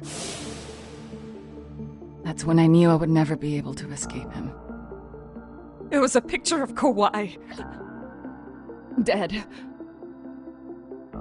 Anyone who saw those messages would think we killed him after shoving him into the van. And that's how he got his real leverage on his former students. Since then, we've been at his beck and call. No matter what he tells us to do, we wouldn't dare refuse him. He's giving you orders? That man! He forces us to help him. He makes us accomplices to murder. Murder? What the hell? Murder who, exactly? Any bullies involved in suicides. That's who Sensei's got it in for. Anyone he can find across the country. He doesn't even care how old the case is. If a student commits suicide, and bullying is suspected as the cause, he'll turn up. As far as I know, counting Kawhi, I think he's killed at least 7 people. 7? How's he doing this? So his idea of justice is killing bullies? Across the entire country? He said that's the only way we can atone. Anyone who drives someone to suicide must always face justice. Until society comes to terms with this, he says we'll keep getting our hands dirty. That way, we might be able to save the next few Mitsurus before it's too late for them. Not sure I should say this out loud, but I'm kind of rooting for this guy now. Yeah, let's not. So was the murder of Hiro Mikoshiba part of that agenda? We know Mikoshiba drove Ihara-san to suicide 4 years prior. That has to be why Kawana let Ihara murder him, and how you found your role in establishing his alibi. Not just me. Grabbing Mikoshiba required a good number of people. All the people who pinned Ihara down. And even the ones who filmed it, they were working for Sensei. So that's how it went down. We had an unspoken agreement that we wouldn't directly take part in any killing. He just makes us his accomplices somehow. Like luring a target or digging a hole for a body. But the one thing we can't ever do is turn him down. If we do, he'll send his video of us abducting Kawhi to the police. And then Kawhi's body will turn up with our fingerprints all over his corpse. And we know that because he's hidden Kawhi's corpse in a freezer somewhere. He's preserving one of his murder victims? So as long as he has that, you're wrapped around his finger.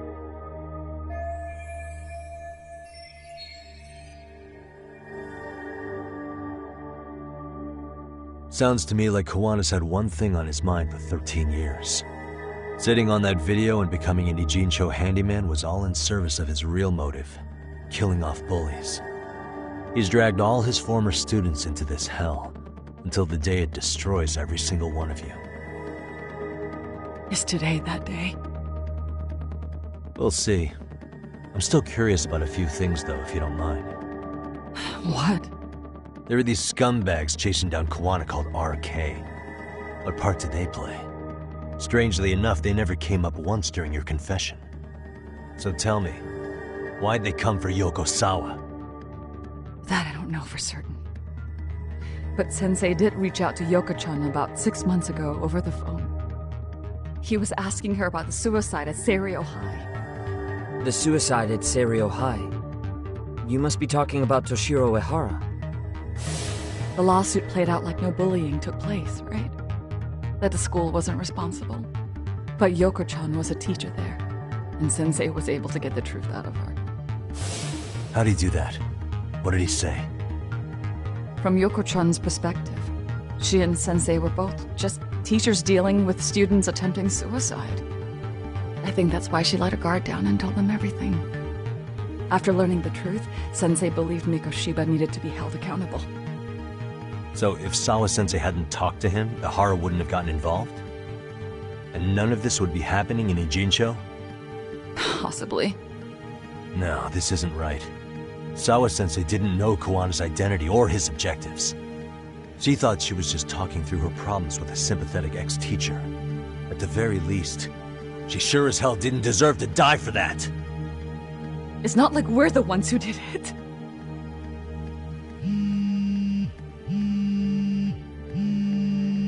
Who is it?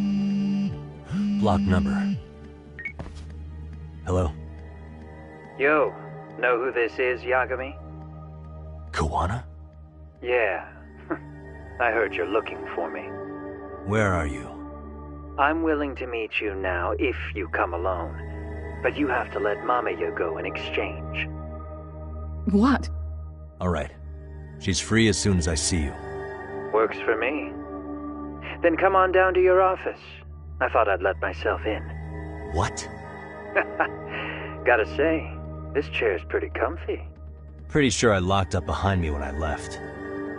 Listen, I'll only meet you alone. No one else. And don't make me wait long, or I could change my mind. He told me to meet him alone. You can let Mamiya-san go once I confirm he's there. You gonna be alright by yourself? Well, he already knows Mamiya-san's with us. I'm guessing he was watching us from somewhere. And I can't afford to do anything that would piss him off enough to make him disappear. Got it.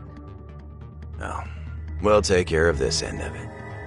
Shouldn't you move your ass?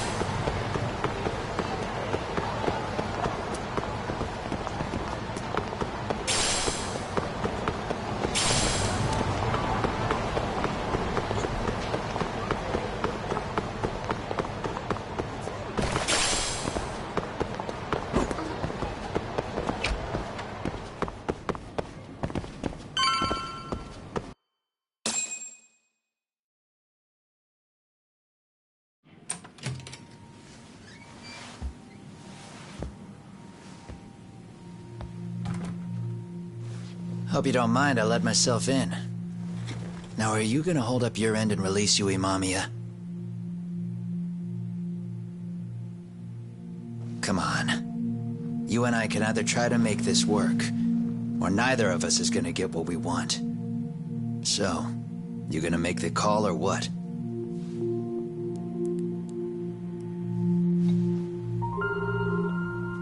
Hello? Yagami-san? I'm with Kawana. You can let Mamiya-san go. Got it. Will do. Sorry about all this, Yagami. Why don't you sit down? Maybe it's time you and I had a heart-to-heart. How's Kaito holding up? Kaito-san's recovering in the hospital. For now. Sawa-sensei is another story, though. I can hardly believe it. She was the last person I wanted to get mixed up in all this shit. If that's the case, why were you already waiting in her apartment? RK's top men were lying in wait over there to get their hands on you. So why was she the one lying on the ground? Answer me, Kawana. Was it because of you? Would you feel better if it was? How dare you? You're thinking that if you hadn't stuck your nose in her affairs, she might be at home grading her papers right now. You tell me. Is that what's eating away at you right now? Because if it is, you're mistaken. That guilt is mine alone to bear. It's my burden to carry. When I saw on the news that she had been murdered in cold blood, it felt like the whole world had stopped spinning to me. I would take it all back right now if I could. But unfortunately, to fix this, I'd need to turn the clock back further than you'd think. You mean back to when you were a school teacher? Yeah, basically. Back to when I still had a little faith in humanity. Seeing someone's life get cut short, you never really bounce back from it, do you? But I don't have to tell you that. I did my homework on you, Yagami. It seems you were a fairly accomplished lawyer. You even scored a murder acquittal. But we both know how that ended. The death of an innocent young woman.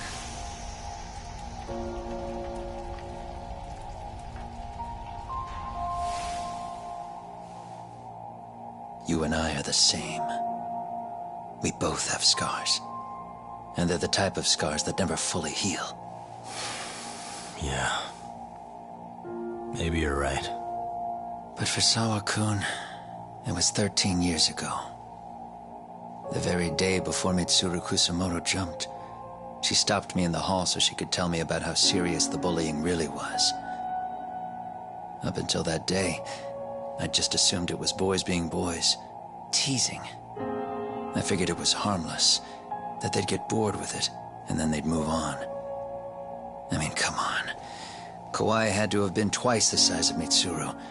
It's not like I'd seen any fighting, so I warned him not to overdo it, and eventually he would take the hint. Well, according to what I was told, you smirked, actually. Yeah, I guess that's what I did. I was too late. Sawa-kun had to point it out. Sensei, how could you be so blind, she asked. Her eyes were this piercing mix of pity and scorn. According to what she told me, nearly half the class was bullying Mitsuru. She said she'd seen him at the station.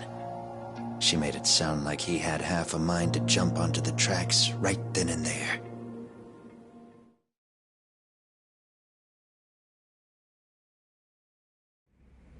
I'm not so presumptuous anymore.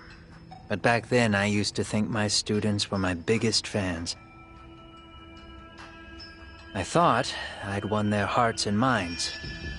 But the look on Sawa-kun's face that day made me see the truth. I couldn't just go on smiling like nothing happened.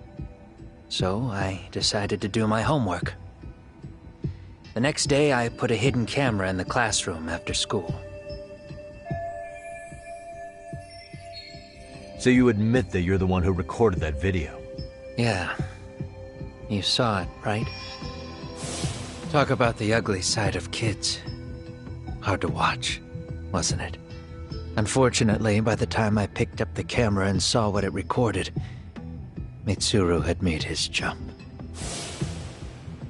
I missed him by a few crucial moments. What happened in that classroom was the final straw. Later on, all the bullies were asked what happened. Each and every one of them lied. Kawai started it. It wasn't our idea, they said.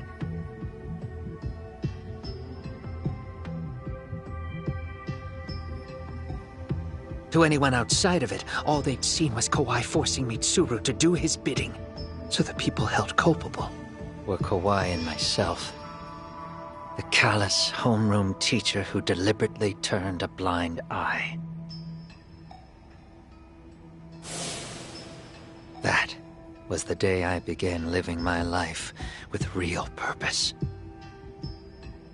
So you couldn't forgive your students who got away with bullying. You went so far. You put aside your own life to make sure they atoned somehow. That's right. Mitsuru Kusamoto's still a vegetable. He's as good as dead. But I don't care. We have no right to forget about him. You say that, even though Sawa-sensei ended up paying for it. I'll ask you again. Why were you at her apartment the other day? Don't dodge the question this time. I wouldn't say I dodged it. But I suppose I should explain from the beginning. 4 years ago, there was a suicide at Sawa-kun's school. It was her own student this time. You know this, right? A student at Seiryo High School? Toshiro Ehara. Yeah. When she was in court, Sawa-kun had no choice but to say there wasn't any bullying. Soon as she told me that, I knew Hiro Mikoshiba would be my next target. Of course, she had no idea about any of that. When Sawa-kun learned Mikoshiba had been murdered, though, she reached out to me herself. What did she want? She had a sneaking suspicion that I was involved in his death. She called me a few times, prodding carefully for answers. Quite the perceptive lady, really. And? What kind of answers did you give her? I denied any knowledge of it, but at one point, she mentioned something kind of odd. That there was a detective at the school already investigating the incident. Huh? She meant you, of course. A detective already knee-deep into the case, despite the police barely even knowing about Mikoshiba.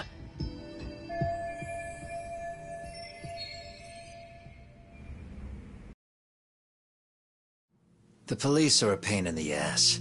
But when an out-of-town detective comes sniffing around, that's bad. I knew I had to act fast to get you off the trail. Although, Sawa-kun was a problem too. I thought I'd kill two birds with one stone. And then what? First, I found out where the two of you would be meeting up, at that little cafe. Then, I hired the Liumang to step in. But you put up one hell of a fight. They had strength in numbers, but you would have taken out the whole group if I hadn't stepped in. Nonetheless, my other message went through. At the same time, Sawa-kun was handed a photo of Mikoshiba's final moments. I left that task to someone you know. Yue Mamiya. They hadn't seen each other in 13 years. Sawa-kun had no idea. The lady in the sunglasses. Yue Mamiya was involved in that too? Everything I did that night was intended as a warning to Sawa-kun. Although, I guess I didn't have to be so extreme about it. Yeah. Sawa-sensei was too smart. She must have started suspecting that you'd had something to do with Mikoshiba's murder. After all, who else could have known we'd be meeting at that cafe? She'd have traced it right back to you. Even if Sawa-kun had started to suspect me, I knew she wouldn't sell me out to the cops. We're too alike. The both of us lost students to suicide on our watch. That said, I couldn't bear the thought of dragging her down into the mess I started. So I scared her off, and I thought she would stay away. The day she was killed, she called to ask if we could speak in person. I could tell something was wrong. She was on the verge of tears the whole call. Then she broke down. I asked her why, of course, but she wouldn't give me a straight answer no matter how I tried to phrase the question. So then what? Did you just waltz on over there? It doesn't seem like you. Watch it. You don't know me well enough to say that. Maybe. But I assume you had some sort of plan going in. Were you gonna confess to her? Here's the thing. If she'd figured out that I was behind Mikoshiba, and it didn't sit well with her, I would have told her every last detail. Sawa-kun knew. I think she would have understood me. Or at least that's what I had believed. In hindsight, I think she was forced to make that call. Under normal circumstances, I'm sure she'd have rather washed her hands of me. Hard as it is to hear, I think she called me under duress. RK probably had her hostage. That would explain the vague responses. That's probably why her voice was trembling. It's tragic. You mean it was RK? Why do they want you so badly anyway? I don't know. What? If I knew their angle, I'd be doing more than just scurrying around. You serious? Believe me, I'm just as clueless as you are, much as I hate to admit it. Honest, I'm not thrilled that a small army wants my head on a platter. Have you noticed how RK seems to show up at the worst possible times? Someone must be pulling their strings. Then we're on the same page. At least we agree on something. Just a sec.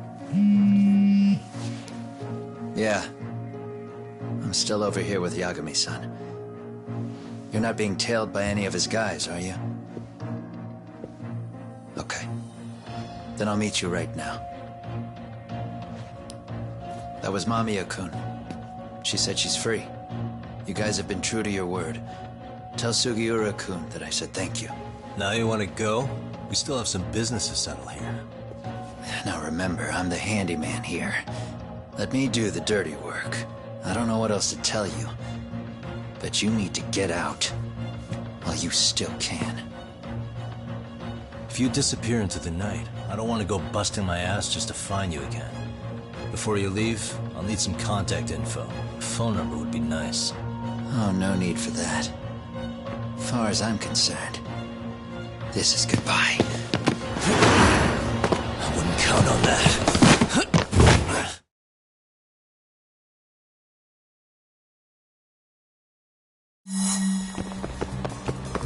Hold up!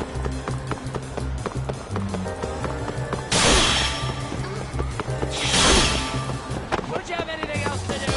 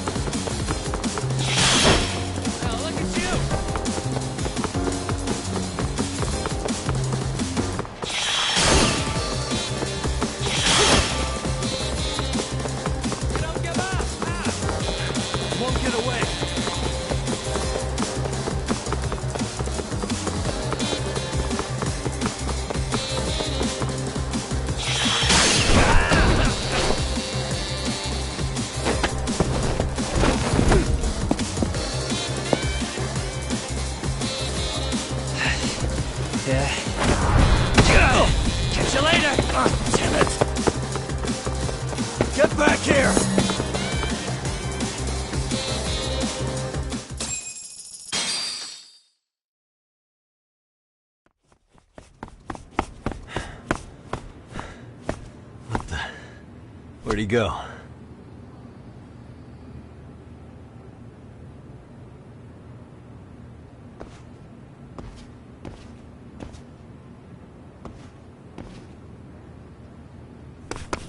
Kawana!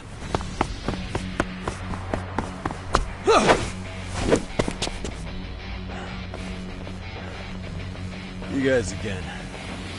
You really need the masks? Come on, Kurakawa kids.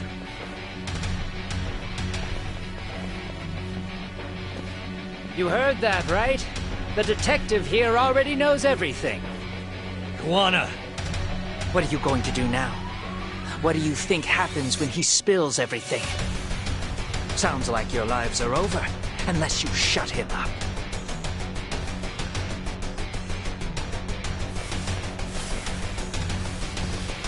But Sensei, you'll finish the job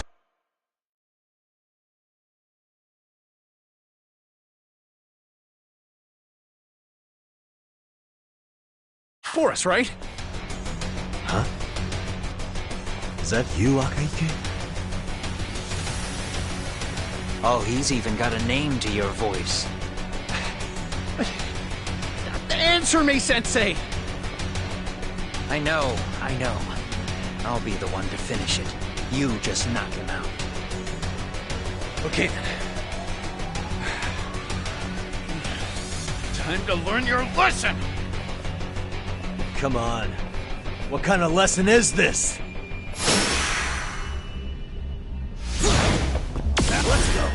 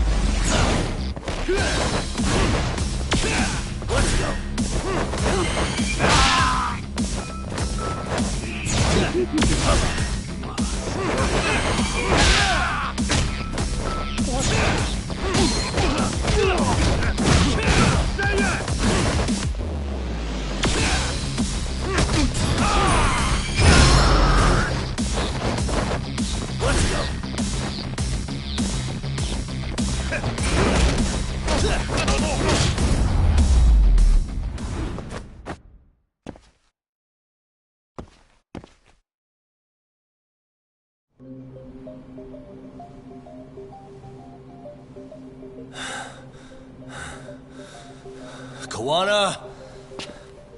Oh no, Kawana!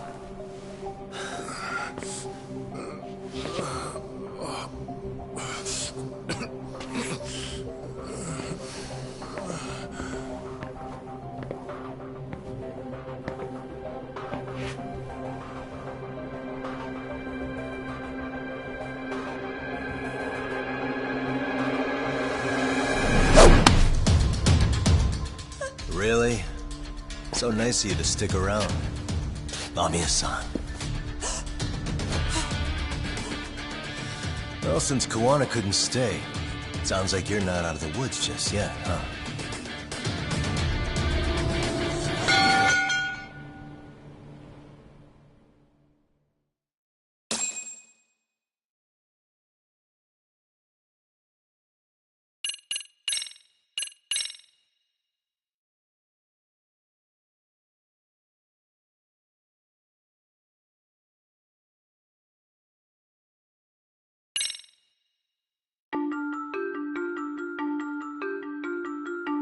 13 years in the past.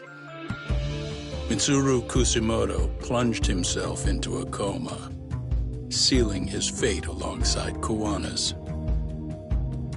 Ridden by guilt, Kuwana sets off on a path of vengeance, and the bullies he drags with him are shackled to the shadows. However, Yokosawa's murder serves as a deadly wake-up call to what he's done.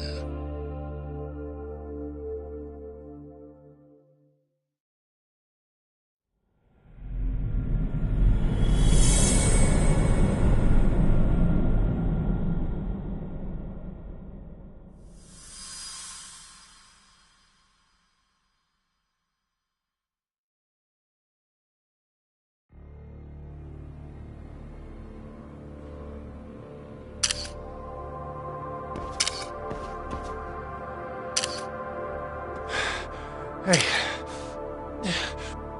What are you doing? Getting your identification on record, so you won't be a threat to us anymore? What?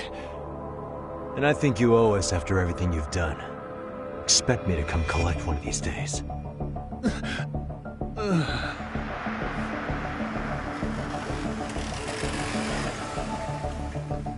Your carriage awaits, Mamiya-san.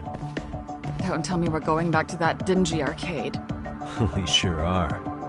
But try not to hold a grudge. It wasn't us who abandoned you.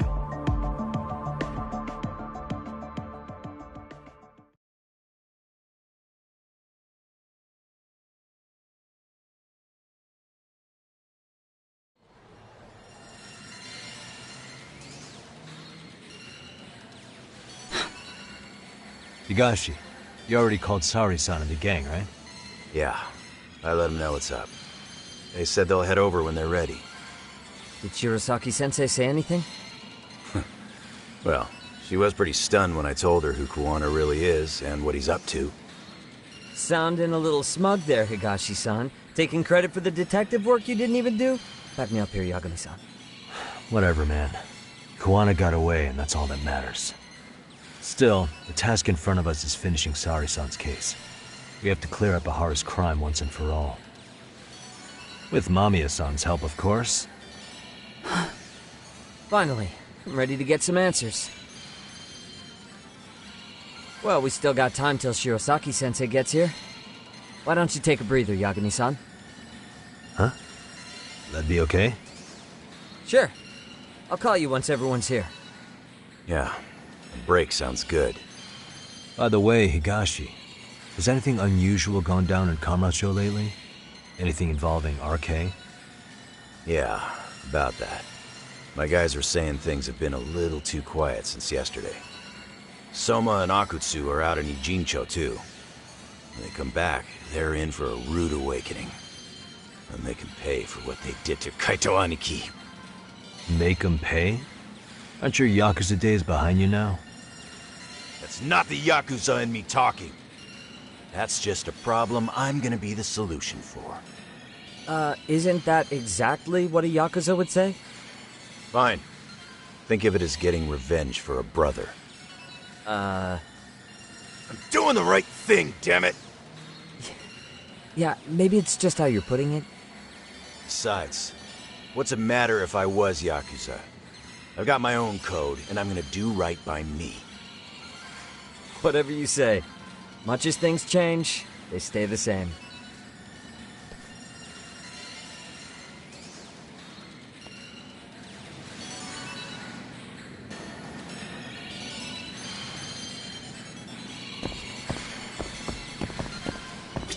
They're gonna pay for what they did to Aniki.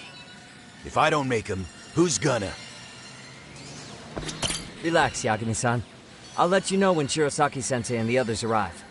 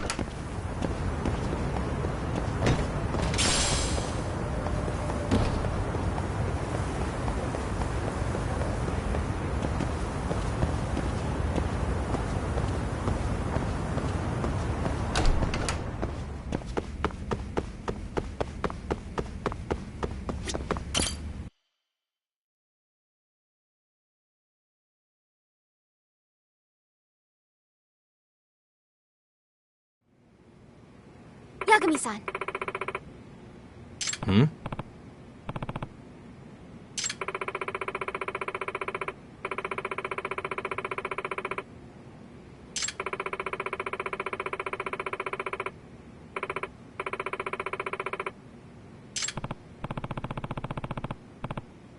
Please and thank you.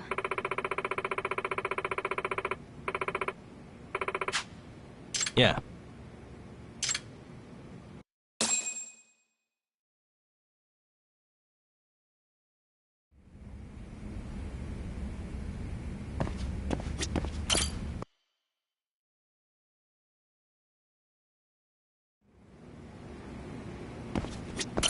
Yagami-san.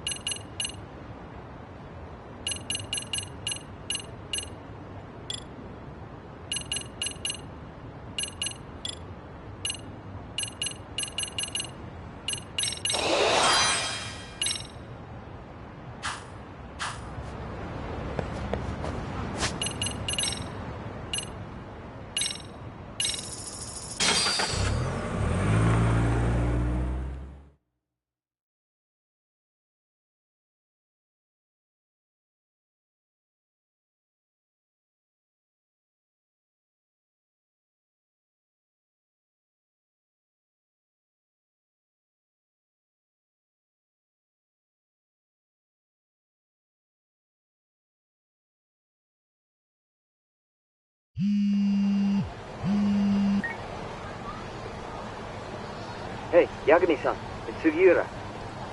Hey. Shirosaki-sensei and the others just got to Charles. They're getting ready to grill Mamiya-san. Got it. Then I'll head back soon. Thanks.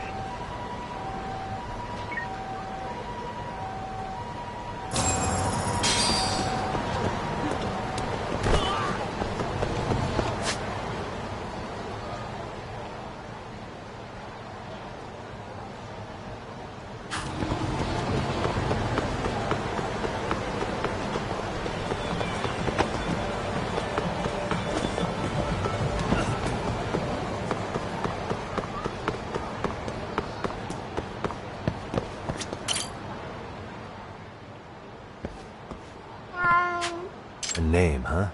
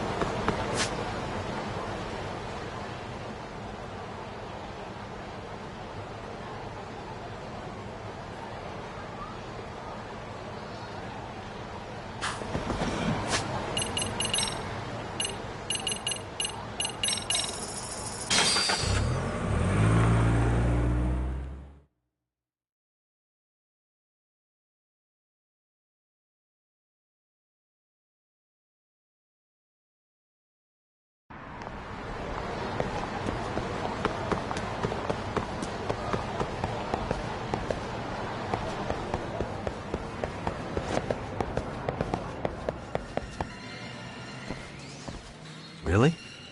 You too, Genda-sensei? What? Am I in the way? Of course not. Field work. I figured if they could pull a fast one on Saori-kun, I'd at least want to look him in the eye. Why are all these people here? What gives? We've been waiting for you, Yagami-san. Mamiya-san is about to enlighten us on the truth behind the groping. Good. Oh, and I heard about Sawa-sensei. I'm so sorry. Our condolences. Looks like she got mixed up in all this when RK was chasing after Kawana. But we're still not sure why they chased him. To figure that out, we'll have to retrace Kawana's steps. Exactly.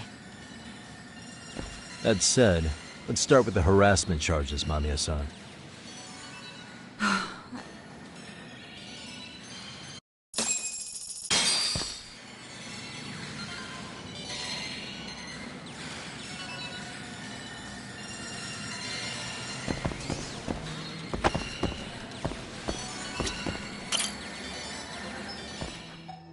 Fine.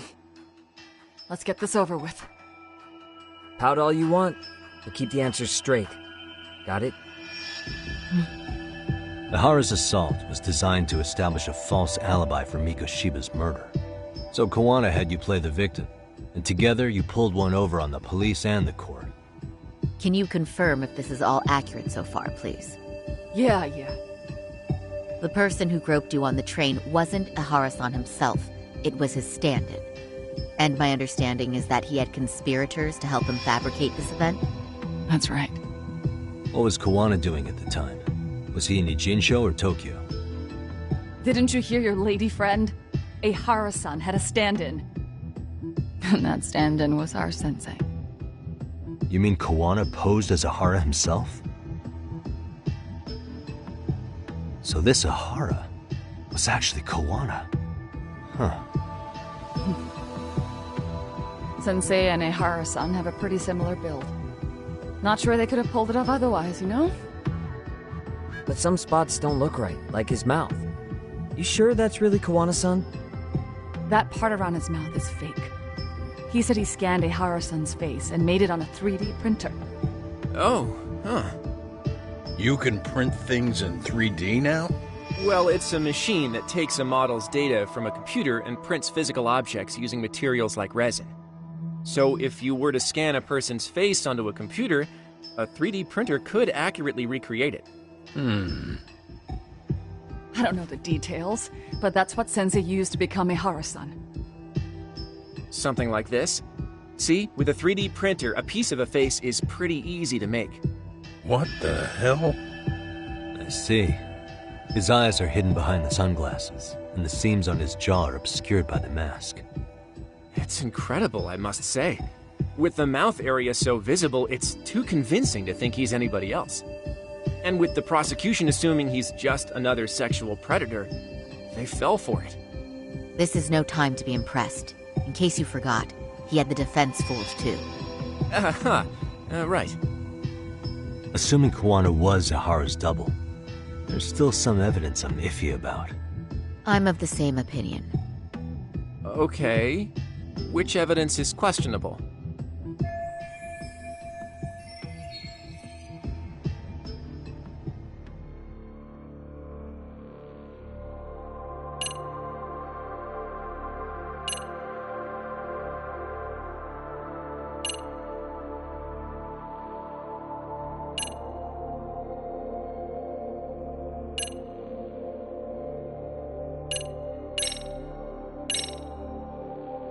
How about this, then? What's this? A map of the station? We made a diagram of Shinjuku Station. The platform's packed with cameras, but take a closer look and you'll notice a small blind spot. We've all been looking into it. So, let's say Ihara murdered Mikoshiba and faked his alibi at the station. If that was the case, then after Ihara had his stand-in do the deed, they would have swapped at this blind spot. Sound about right? Is I give up what you're looking for? You figured it out. You win. What more do you want?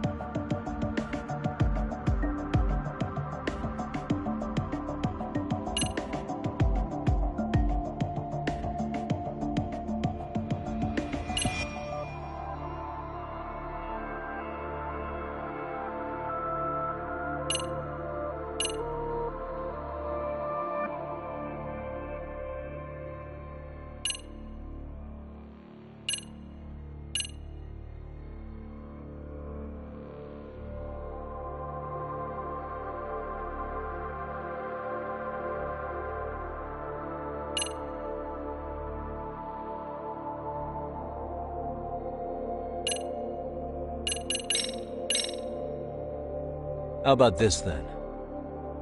And this is?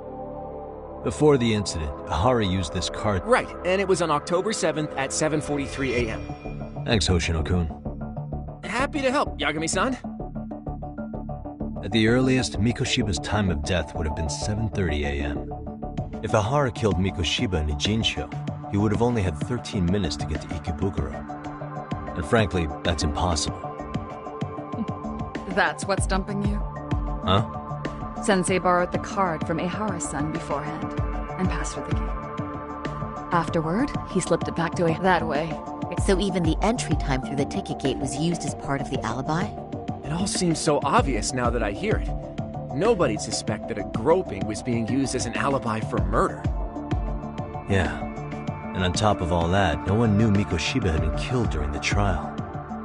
It really pulled it off. Anything else?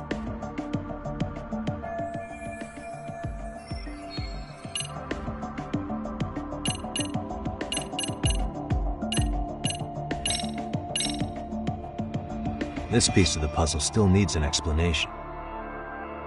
Is that... The police examined the trace evidence on Ihara's hands after he was caught. And from the analysis, the same fibers from Mamiya-san's undergarments were found on Ihara's hands. That's right. If the stand-in was the groper, Ihara-san wouldn't have touched Mamiya-san at all. But the evidence on Ihara-san's hands suggests otherwise. Rather strange, isn't it? I take it there was a trick to this, too? That's simple. Before I got in the train, I met with the real Ihara-san at the underground platform. That's when I had him touch the undergarment. After that, all I had to do was go to the bathroom and put them on. That's where the fibers in the trace were from. What the police found on Ihara-san's hands was exactly what we wanted them to find. And it would serve as hard proof he grabbed me. The courts really ate it up. It was hard not to laugh sometimes, to be honest. You're really starting to open up. That's the spirit.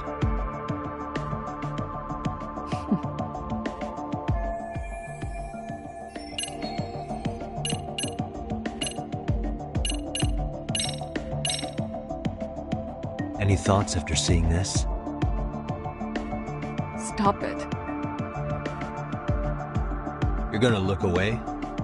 You aided and abetted by playing the victim, didn't you? I mean, yes, Who put this video up on the internet? Sensei did. He said from the start that once Ehara-san got his guilty verdict, he'd upload it to the internet. So that was all part of the plan. Yeah. Sensei can't forgive the law for how easy it lets off bullies. Ehara-san's the same way. His son's death was brushed aside. The court blamed his suicide on unknown factors. And that's what led them to his whole plan. The real victim is some bully who never got what he deserved, and the killer gets off in court by being convicted of battery. How would the public respond after finding out they'd gamed the law like that? So Kawana and Ahara's real plan was to make a mockery out of the justice system. Seems to be going well for them. The courts are beside themselves for dragging the police into this. I guess Ahara really was desperate. He was never concerned about his own punishment. He tarnished his own name to humiliate the law. Yeah, cop or not, Ahara is a broken man. Nobody took responsibility for his son's death, and the courts all but ignored his case. No wonder he went along with Kawana. I can't even imagine. Yeah. Sensei and Ehara-san are the perfect pair with nothing to lose. The only ones who do are the ones forced to comply. Us. Speaking of which, are we done here yet? Yagami-san, you sure that's enough? Yeah, I think we've got plenty. Bottom line, groping was a fabrication. At the very least, we know that the prosecution's evidence can all be refuted. The courts were being intentionally misled. I'm considering filing an appeal. Are you saying you want a retrial? I am. We'll reveal Ahara and Kawana's plot and overturn the verdict they issued. That might be harder than it sounds.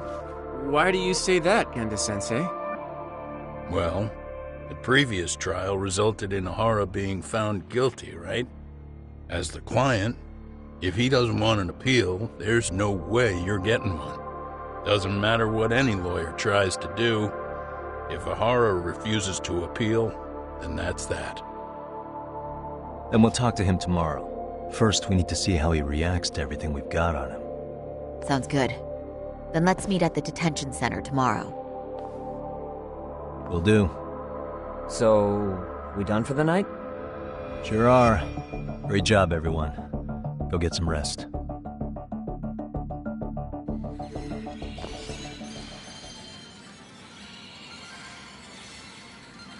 Yo, Yagami. You sure it was cool to let that Mamiya chick just go home? Yeah? Why? I mean, she helped Kawana kill all those people. Aren't you gonna turn her in or something? I would, but there's nothing we can do. Nothing we can do? Frankly, we don't have any proof of the murder she was talking about. What, so this is all for nothing? Nothing directly pointing to Mamiya, anyway. Aside from Mikoshiba, no other bodies turned up. Which means all we can do is take her home, right? Sugiura is making sure she gets back safe. Fine, forget it. Why are you still here? Everyone else went home already. Come on, man, why the cold shoulder? Am I really that annoying? You wouldn't be the guy I'd call to hang out with. So if you're done, then go. Wow. Straight for the jugular, huh?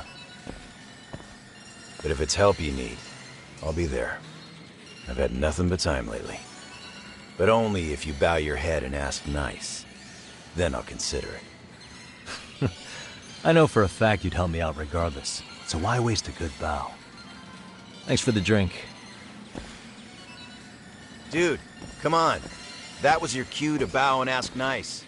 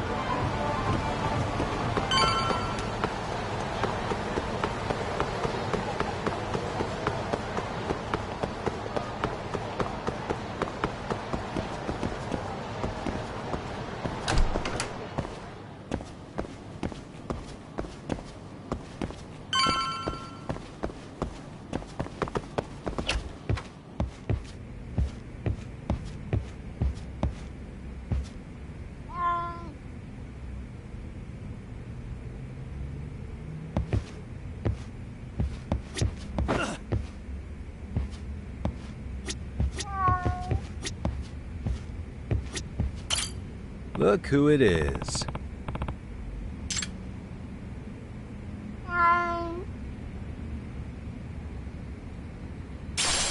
Stay safe.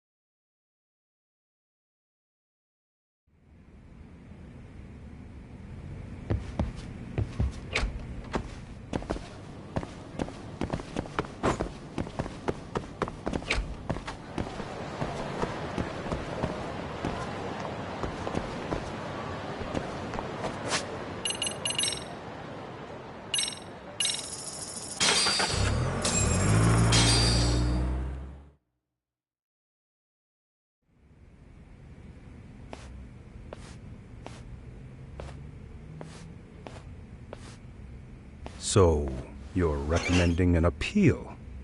I have that right? Did some new evidence come to light? Yui Mamiya told us some things, like how you faked your alibi for Mikoshiba's murder. You wanted the sexual battery conviction, right? Well... Your goal was to avenge your son and humiliate the law on a grand scale. I have no idea what you're talking about. Ahara-san, we have a much better grasp of the situation than you think. And what exactly have you grasped? Like Yagami-san just said, you're innocent, as far as the harassment goes. As your lawyer, I'll file for an appeal, and we'll make sure the world knows it. Thanks, but no. I'm scum of the earth. A pervert. The prosecution and the judge made that very clear in the verdict. On the day of the crime, October 7th, at around 6:30 a.m., you were in Ijincho, not Tokyo. Baloney. I was relaxing at home. Except that you weren't. Oh? You wanted to give the man who pushed your son to suicide the beating of a lifetime. And you'd miss out on that opportunity if you were at home, which is why you were in Ijincho instead. Isn't that right? You and Kawana's former student staked out Mikoshiba's house until he left. Then you dragged your prey into a car and brought him to an abandoned building in Ijincho, which would later become a murder scene. Every bone on Mikoshiba's fingers was broken. Remembering how he pushed Toshiro-kun to his death, it's no wonder you'd go that far. You tortured Mikoshiba without a shred of remorse. You inflicted no small amount of pain and terror. There's no way you weren't there, and I'd put my money on that. And then... You need the whole play-by-play, even though you already know it? Oh, not at all.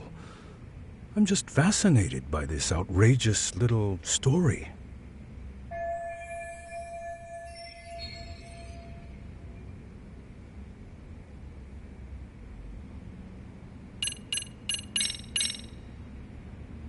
As for what you did next after beating Mikoshiba... It's quite a home video. Without leaving anything on Mikoshiba's body that could be traced back to you, you slit his throat. Estimated time of death was around 7:30 a.m. on October 7th. You tossed the bloody coat and made your way to Ikebukuro Station, where Yui Mamiya was waiting. Are you sure? I was at Ikebukuro by 7:30 a.m. Would have been impossible for me to kill Mikoshiba in Ijincho. The person in the security camera footage in Ikebukuro was a double who imitated your likeness. The identity of whom belonged to Jin Kawana, the handyman in Ijincho. Or maybe you know him by a different name. Former high school teacher Yu Kitakata. So which name did he give you? I don't know who you're talking about. With Kawana in view of the security camera, you met up with Yui Mamiya at Ikebukuro first. That's where you touched the undergarments she had prepared. The police would later discover the trace evidence on your hands and pin the groping on you. Then you made your way to Shinjuku Station. After that, Mamiya and Kuwana acted out the groping as they arrived at Shinjuku Station. Kuwana jumped out of the train and Mamiya chased after him. And then, in the smallest of blind spots in a station absolutely packed with cameras, you were waiting for Kuwana, who looked just like you. With the two of you matching, you were able to swap places in that huge crowd without anyone noticing. Kuwana handed you the transit card used to pass the ticket gate. Just one piece of hard evidence that places you in Ikebukuro at 7:43 a.m. And right after the swap, Mamiya started calling for help. After that, well, we've all seen how the news reported it. You were caught in a public place with plenty of witnesses. An active duty police officer arrested for sexual battery. The public outcry was very clear. As a result, despite it being your first offense, you were actually tried and convicted. The consensus is that it was a fitting punishment for someone so heinous. Even as your lawyer, I felt the same. Have some confidence in yourself, Shirosaki-sensei. The prosecution, the judge, and a lawyer like you all laid out the evidence in court and found me guilty. I'm in no position to doubt you. And I've long accepted the ruling that Toshiro was never bullied. There's nothing I can do but abide by the rule of law. Right? That's all I can do, right? I know what you're trying to say. You carried out the justice that the courts wouldn't, right? Everything my son went through was passed off like it never even happened. School, the teachers, and yes, the court. They all dismissed the reason he died. That's when Kuwana came in the picture, telling you Toshiro-kun had been bullied. But was it Kuwana's words that suddenly made you want to kill Mikoshiba? Because all of his fingers were broken while he was still alive. Was that really all just your pent-up rage? What do you have to say, Ihara-san?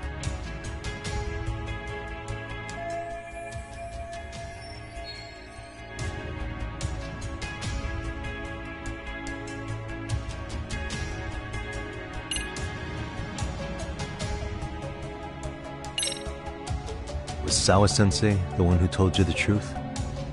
She was the only person Toshiro-kun confided in. You had to have heard it from her, right? Nearly hit the nail on the head, as they say. Nearly? After my trial, she confessed she knew about the bullying. But only to her old teacher over the phone. She had no idea she was being recorded. What? Kuwana-san let me listen to that recording where I learned Sawa-sensei had been muzzled by both the homeroom teacher and the lawyer. That was the proof of Toshiro's bullying I'd wanted all throughout the trial. After hearing Sawa-sensei's words, I finally understood. They pushed my boy over the edge. Was there no other evidence of the bullying? Like a diary of Toshiro-kun's or something of the sort? Nothing. Toshiro never talked to me or my wife about the bullying. And that was probably all my fault. He was bullied in middle school, too. Kids would throw his pencil case around or hide his books. When I heard about it, I chewed him out. They walk all over you because you're weak. Grow spine, I told him. I take it that was the wrong approach. Yeah. I can't imagine how much courage it took for him to come forward about his suffering. I'm sure he felt ashamed about it. And I should have listened when he pleaded for help. I should have told him I was proud of his bravery. But instead, I pushed him away. And in the end, Toshiro tried to make sure he never showed weakness to us again, no matter how much pain he was in. he went to a private school out in Yokohama because he hated living with me. But in the end, he still suffered. And that's why you didn't hesitate to unleash hell on Mikoshiba. If you say so.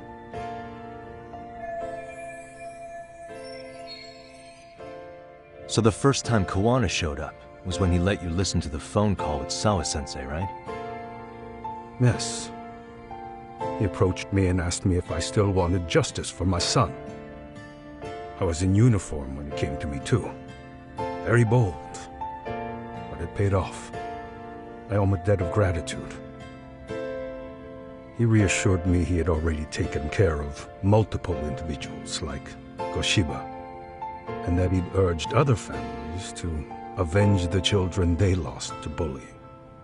He'd tell them that simply being branded a bully wasn't enough. He promised to deliver real justice. If justice can be served at one's own discretion, laws would cease to serve their function. If the law isn't fair to everyone, no one will obey it. The law is only able to help the powerless because it can't be swayed by money, force, or anything else.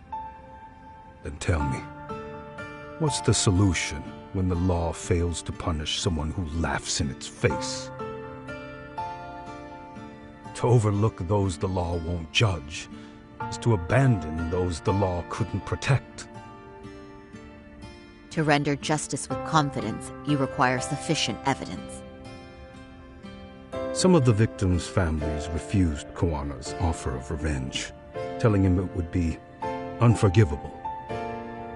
But even after rejecting his offer, not a one reported Kawana-san to the police. Do you understand what that implies? Whether you follow through with revenge or not, Kawana-san presents a solution that resonates with people. Being that the law is unfair and imperfect. Am I wrong about that? No, you're not. But we're fighting to make it as fair as we can. Laws have to change until they are perfect. They don't change fast enough. Toshiro's death was murder by another name. Yet Hiromi Kushiba walked free. He even got to enroll in a teaching program as a student teacher. Someone like him? It's insane! I'd die of old age before the law was ever written to be fair enough. For Toshiro's sake, I can't turn a blind eye to a world where the Mikoshibas can live without consequence. Tell me, what alternative was there to getting blood on my hands? I didn't have any other choice. Yagami-san, did he just...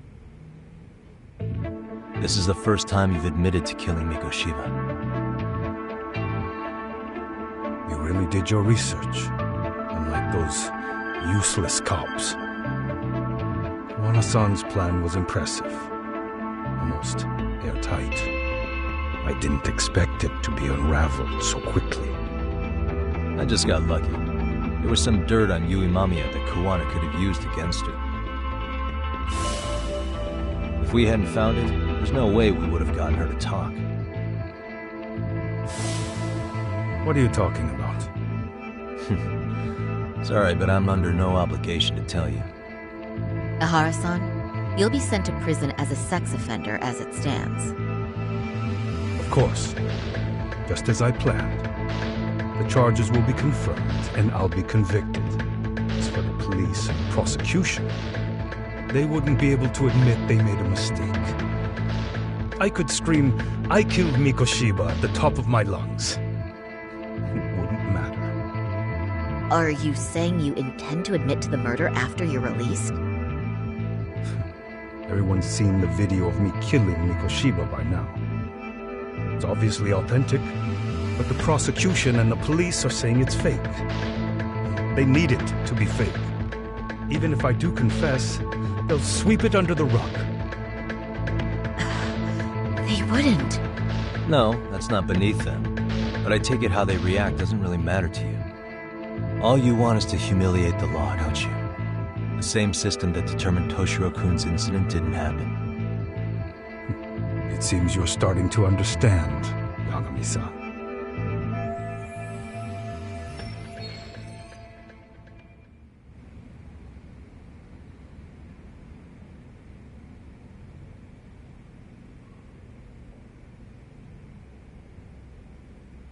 The prosecution wanted to charge me for Mikoshiba's murder.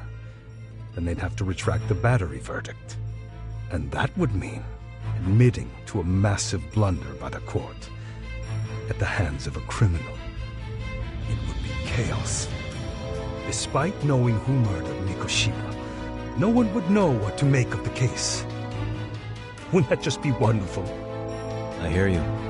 And I even get why you'd feel pretty proud of accomplishing that. Do you?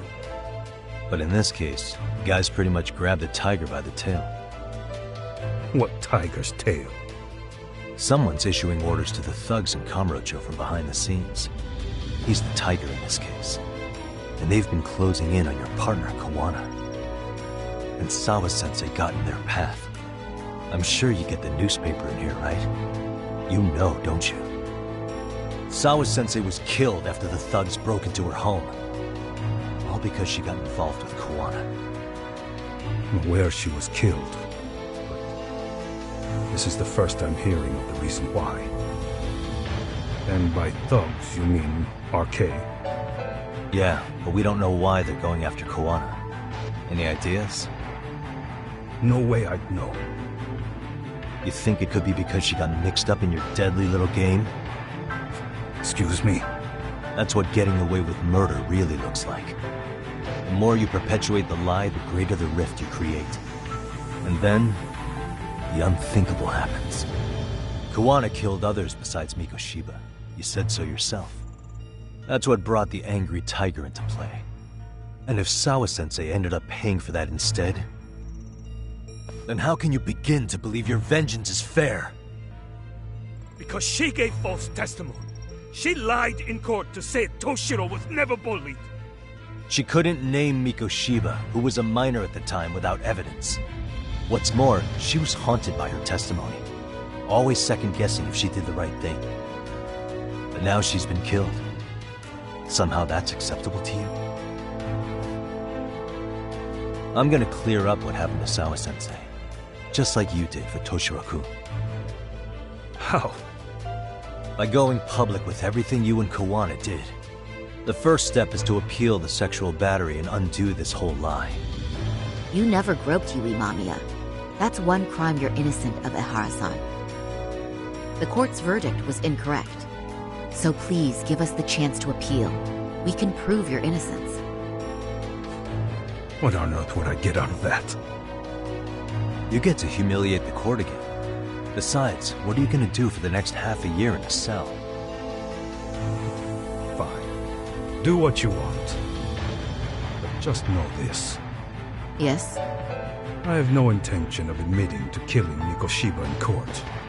Is your appeal still worth a damn? We won't know till we try. Let's go, Sari-san. We have client approval to proceed with the appeal. We better act fast.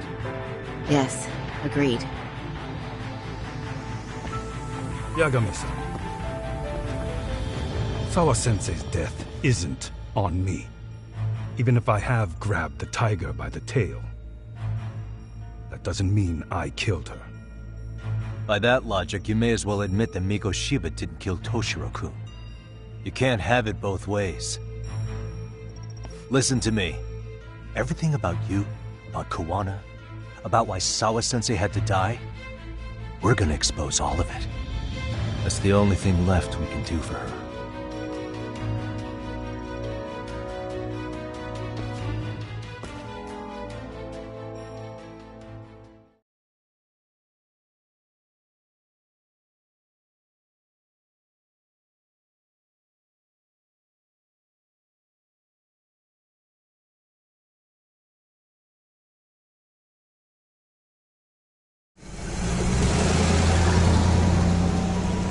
I'm going to fill Genda-sensei in on what happened.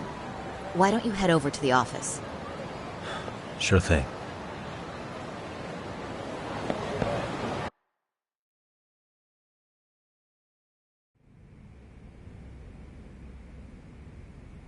So then, Ihara admitted to killing Mikoshiba, did he? Off the record, yeah. He also admitted Kawana approached him to offer revenge. That sounds like you were productive. It's enough for us to move forward with the appeal, I'd say. How does that sound, Genda-sensei? Genda-sensei? The sexual battery and Mikoshiba's murder are the very same case. To clear Ihara of harassment, you'll need to prove he murdered Mikoshiba. But you don't have evidence he did, do you? Ihara-san was captured on video committing the murder. And the prosecution claims it's a fake, of unknown origins. The police are saying the same. They're only saying that to cover their asses. In reality, the sexual battery evidence against Ihara-san is what was really fake. At the very least, we can claim Yui Mamiya and the others aided in fabricating that, alibi or not. You really think the courts will grant you an appeal for just that? Are you saying that's not possible? I wouldn't go that far. But Ihara won't admit to murdering Mikoshiba in court. Kinda significant, don't you think? So what chance do you have even if you do appeal? Without any decisive new evidence, you'll just end up splitting hairs over the original verdict. And what good'll it do other than damage your own reputation, Saru-kun?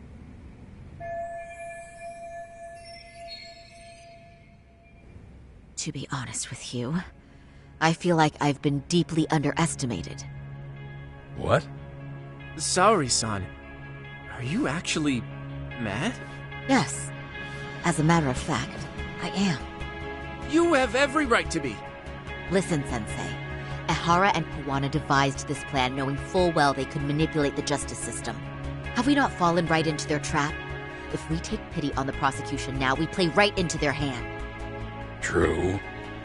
So how can we worry about reputation when our duty as lawyers is to face the law? I understand where you're coming from, and you're right to think it, but... And another thing. While acting as Ihara's defense in the first trial, I never truly believed the claim. I didn't trust the person I was defending, and I felt sick to my stomach even being in the courtroom. Saori-san. Ihara likely saw right through that. He probably took great delight in our myopic dedication to the law. And I won't stand for that. I'm gonna show him exactly what I can do. What about you, Yagami? I want to hear your thoughts.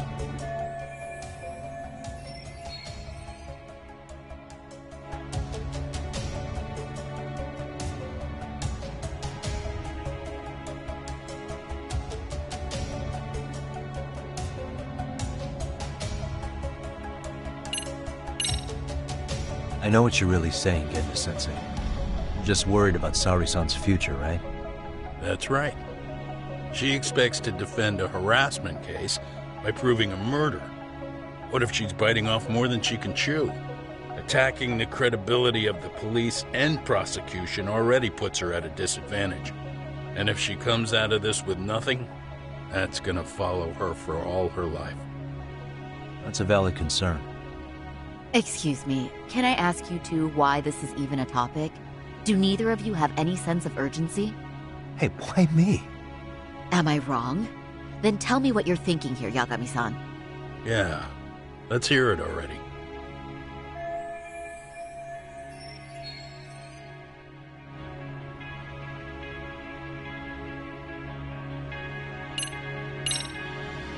We should listen to Saori-san. I understand why Ihara and Kawana did what they did. I can't condone it. I see. So you feel it too, huh? Yes. Although my motivation may not be as righteous as Saori-san's. What do you mean? Mikoshiba's murder, the fake groping alibi, the one behind it all was Kawana, and he's in hiding. We need to shine enough light on him that the public can see what he is. And the perfect place to do it is during Ihara's appeal hearing. So it's not Ihara you're after, but Kawana. If we pursue Ihara's case, Kawana-san's actions will naturally come to light. And if we draw out Kawana, then RK and the ones backing them will make their move. Soma from RK said Sawa-sensei knew too much. Which means whoever's behind them has a secret that needs to stay buried, even if it means murder. And I need to figure that secret out. I owe Sawa-sensei that closure. The only thing we can do for her now is make sure the ones pulling the strings pay for it. Well said. I guess going back wasn't ever really an option. Genda-sensei. Looks like I got complacent from all the peace and quiet. Leave it to me to underestimate the younger generation. I apologize. I shouldn't have been so impertinent. That should be my line, Saori-kun. I suppose I have to make up my mind after all that, don't I? Get out there and do what needs to be done. And heaven help anyone in your way. Yeah. Right. Yep. You heard him.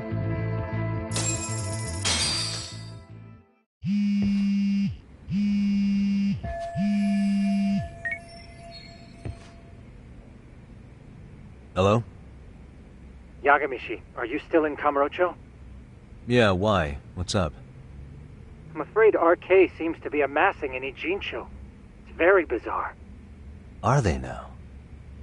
Yeah, I can't shake the feeling that the officers like Soma and Akutsu are still in town. You think so? If I was Soma, I'd have left Ijincho by now. He's a person of interest in Sawa-sensei's murder, too. I see. That does make sense. Things are settling into place here, though. I'm heading back to Ijincho with Sugiura. We got a lot to go over with you when I get back. Wonder what it could be. Okay, see you soon then.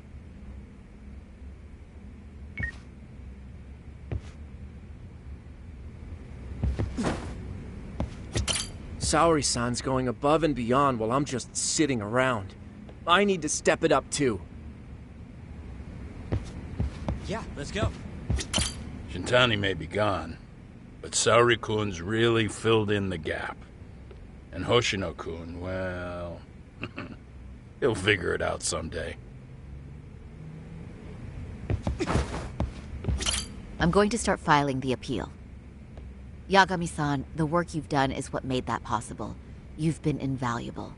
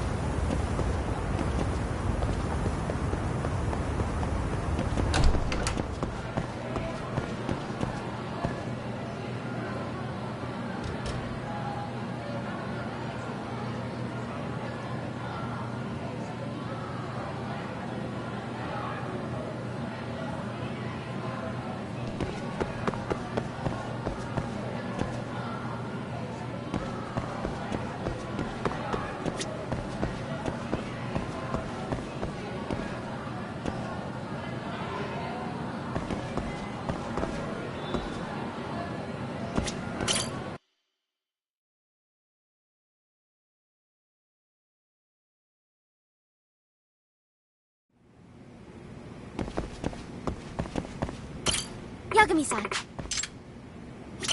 Yagami-san.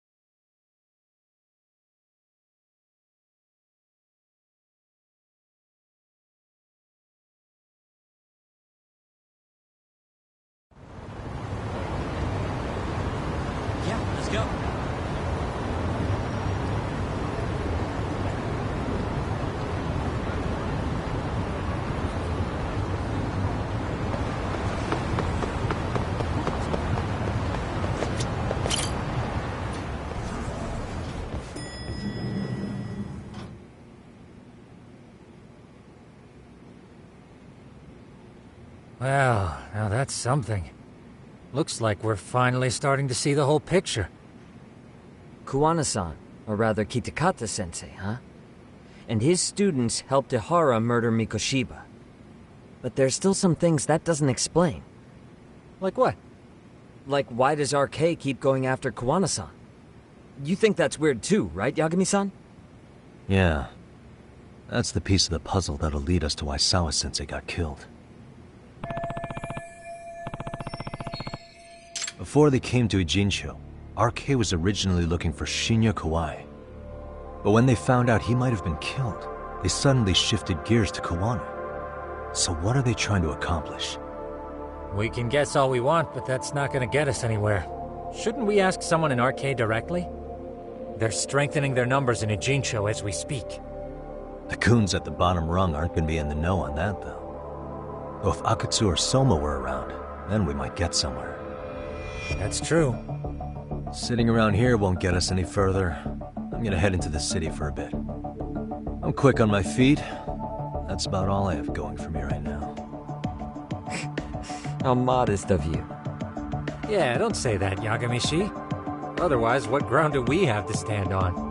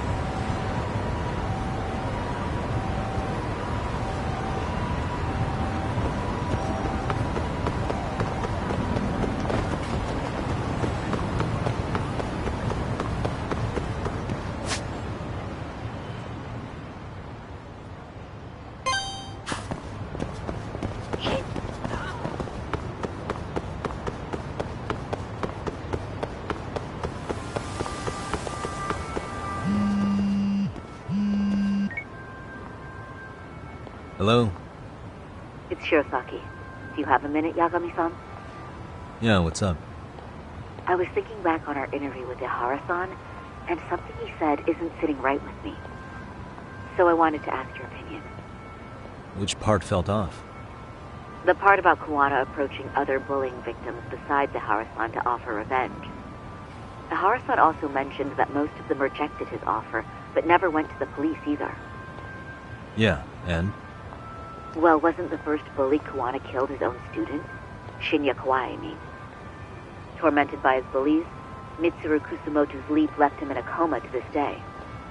That event was the catalyst for Kuwana's actions, so wouldn't he have approached his parents about revenge too?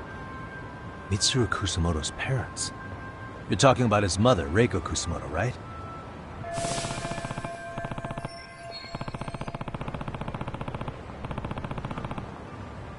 Yes, who is currently Vice Minister of the Ministry of Health. If she accepted or is even an accessory to a revenge plot against Kawai, then there's no way she'd ever want that secret to get out. With her level of influence and power, wouldn't it be possible that she ordered RK to silence Kuwana? Which would explain how RK's actions are being controlled, wouldn't it? And you think it's Reiko Kusumoto?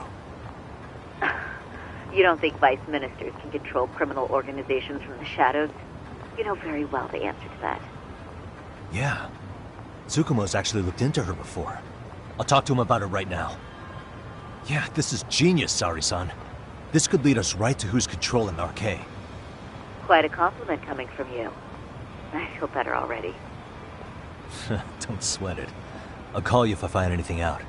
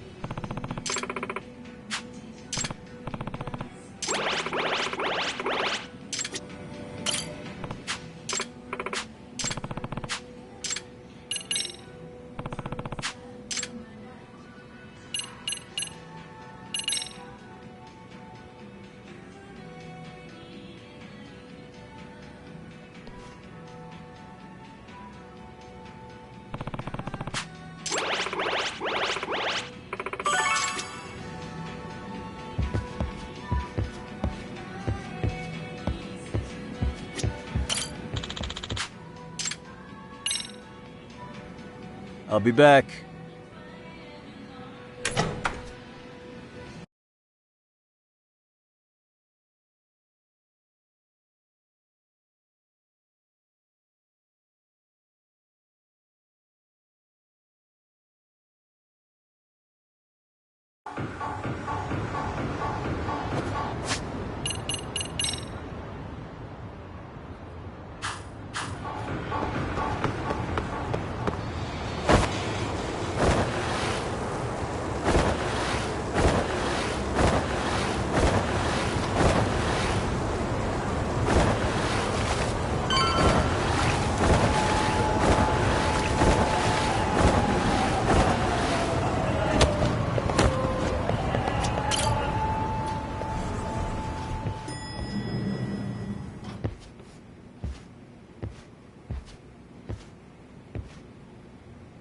Yagami-san, back already? That was quick. I figured you'd be out in the town until evening. Well, the day's not over yet. I need you to look into Reiko Kusamoto again. She might be the one behind Arcade. Really? Yeah. Can you pull up the picture of her you showed me last time?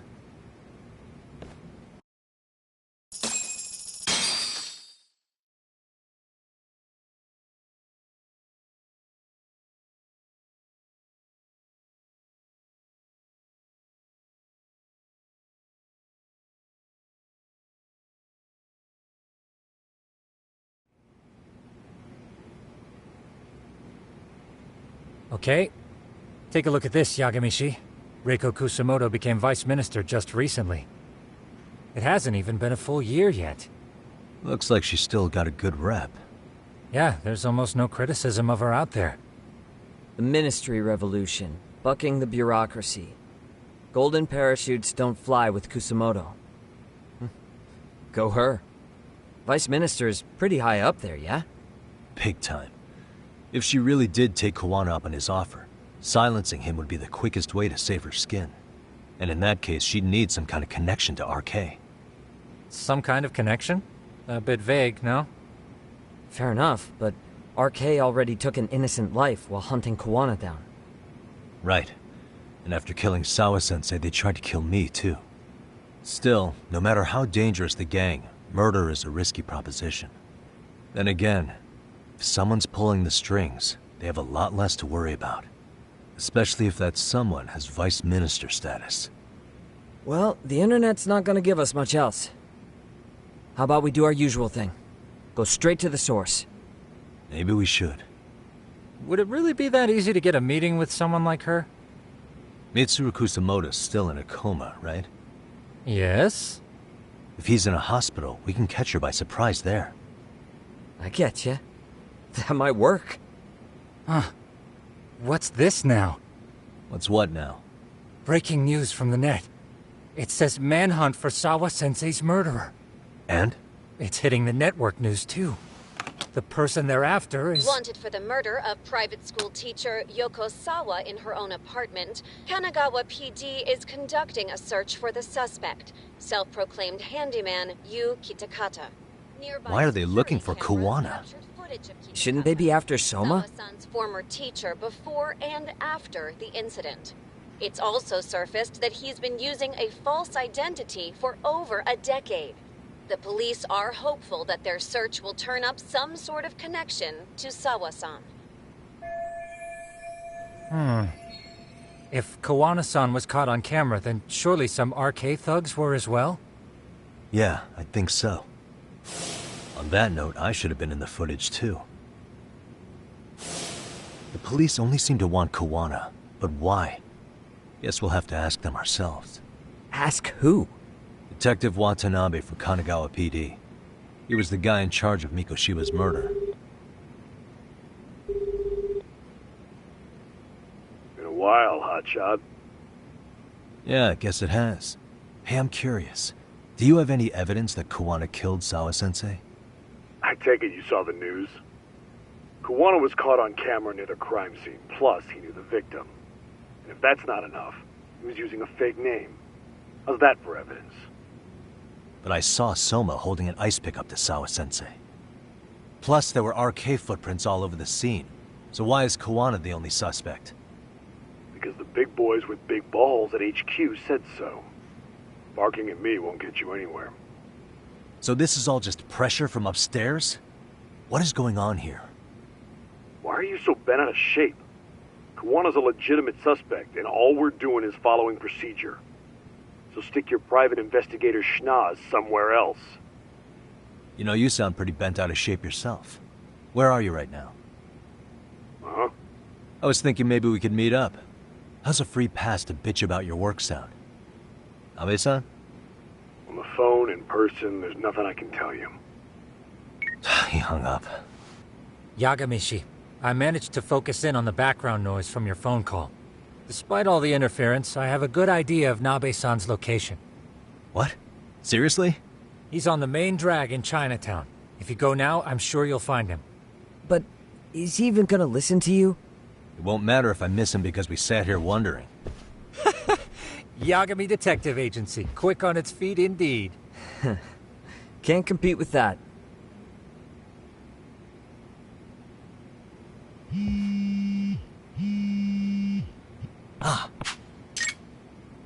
Hello. Yeah. Does that mean... Jeez.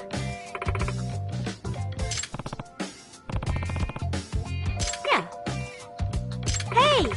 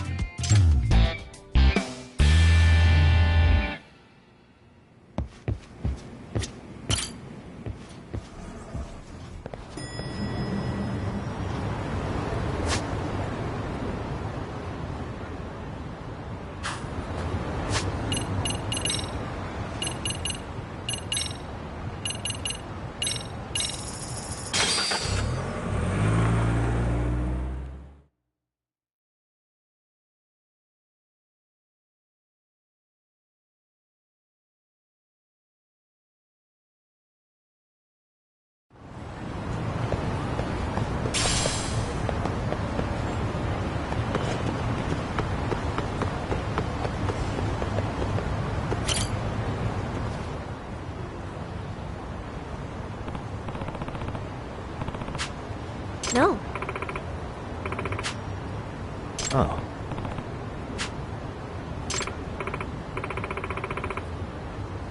Huh? Hey!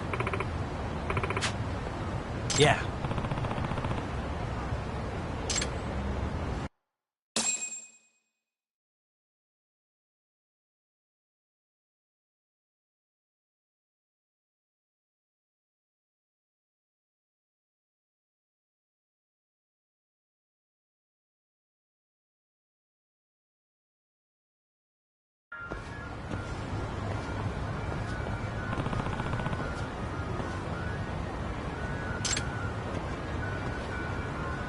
Hmm?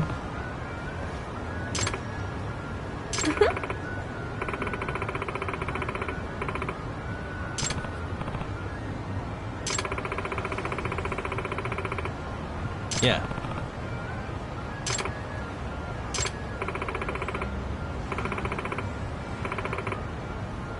Huh?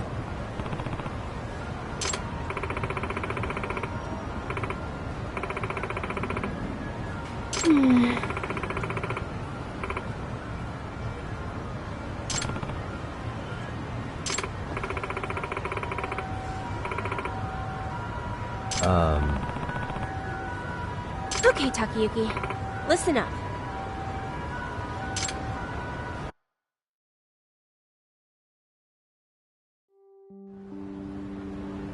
Takayuki. I've been super stoked whenever I think about you these days. It's almost like I'm never alone. You even started showing up in a couple dreams. Last night, for instance, I dreamed you were riding a white motorcycle. What could that possibly mean? It should have been a white horse, right? Either way, you looked so cool and at ease with the world as you were cruising on by. Here's the thing, Takayuki. To me, you're extremely precious. More than anyone I've met. Truly. I want to find places to go. Adventures to have. And if you're willing to have me along for the ride, I promise you won't regret it. You on board with that?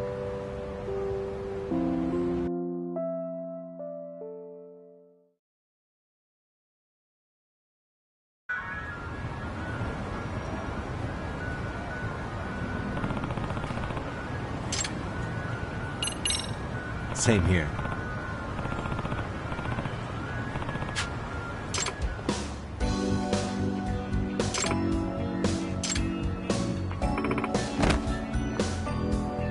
Emily-chan? I love you, Takayuki!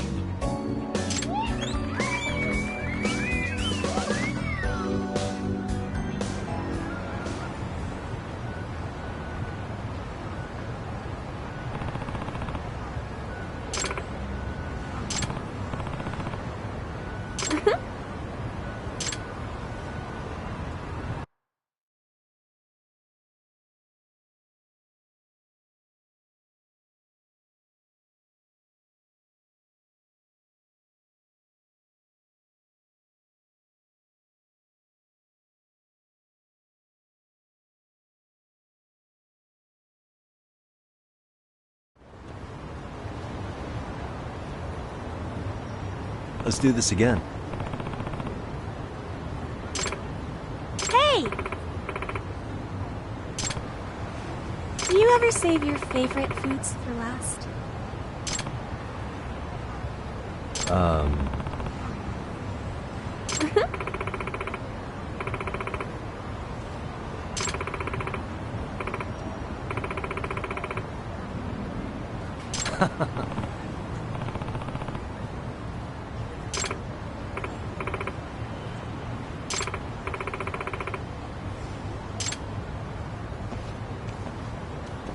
Love you, Takayuki! Emily-chan.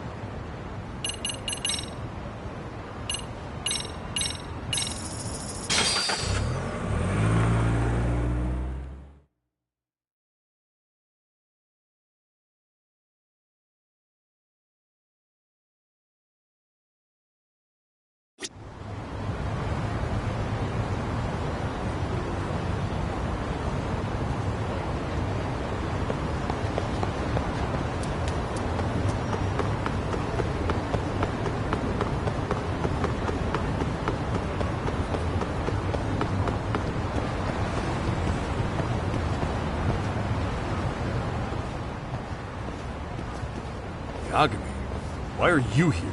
Oh, hey, Nabe-san. And you were... Sakurai? Oh, right. I take it you didn't just happen to be in the neighborhood. Let's just say some friends of mine have a real keen sense of smell. Something stinks about the cops here. Excuse me, pal? The Sawa case. Why aren't you going after RK? Or are you and you're just keeping me in the dark? This isn't the place to talk about that. What the... Hey! I get the feeling something's keeping you guys from doing your jobs. And I don't have to listen to you. You want to say that again? Sakurai, I gotta hit the can. Head back to the station. Huh? Need to take a piss, Yagami? You're looking hydrated. Yeah, good call. Then let's. Damn. What's he up to?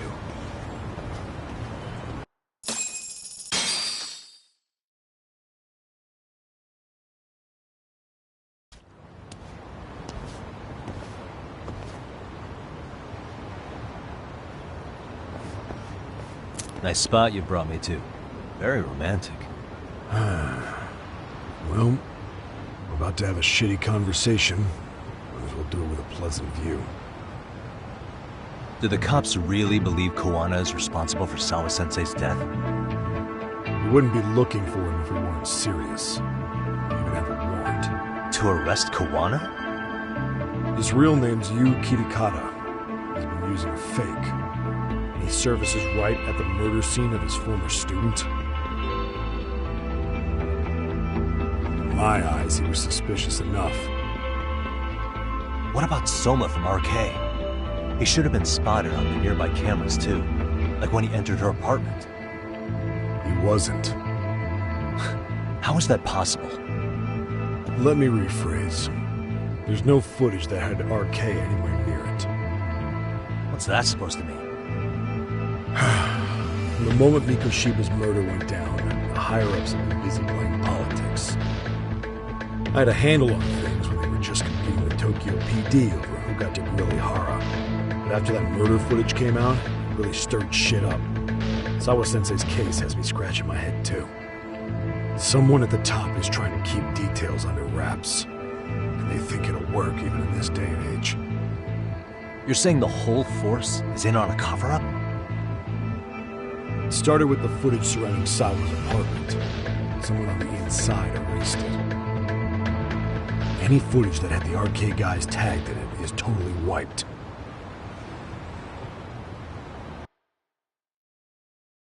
Erase the footage? Are you serious? Yeah. You heard me. Kuwana leaving her place is all that's left. Even the parts where you show up are long gone. Before and after, the only person that the cameras pin the crime on is Kuwana himself.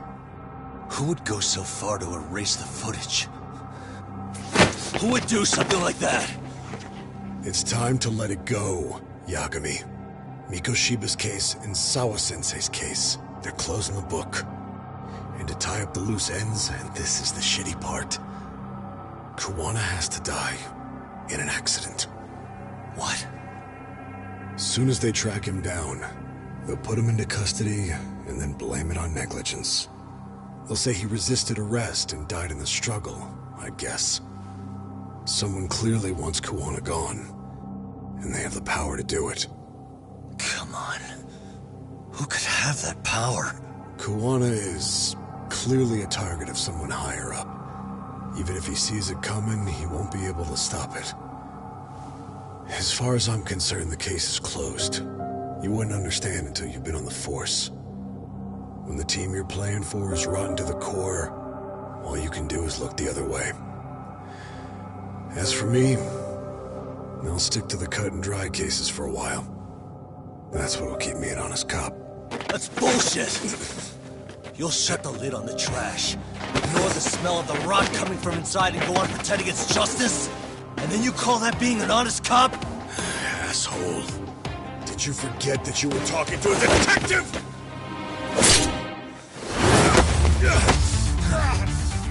You never did answer the question, Nabe-san.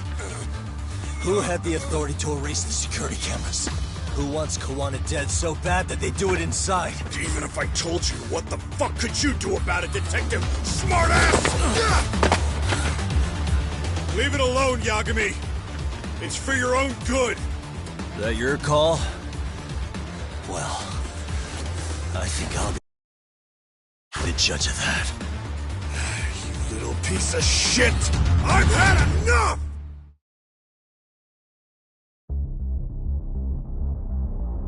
Dead son of a bitch!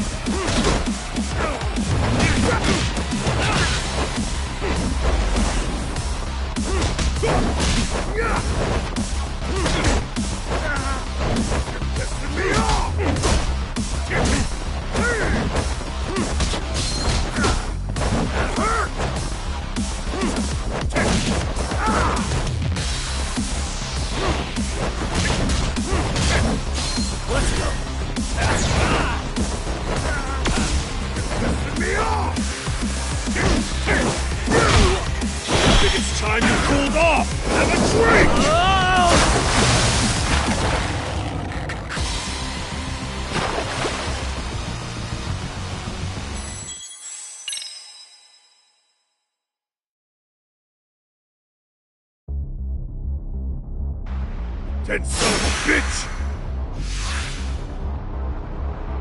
Come on!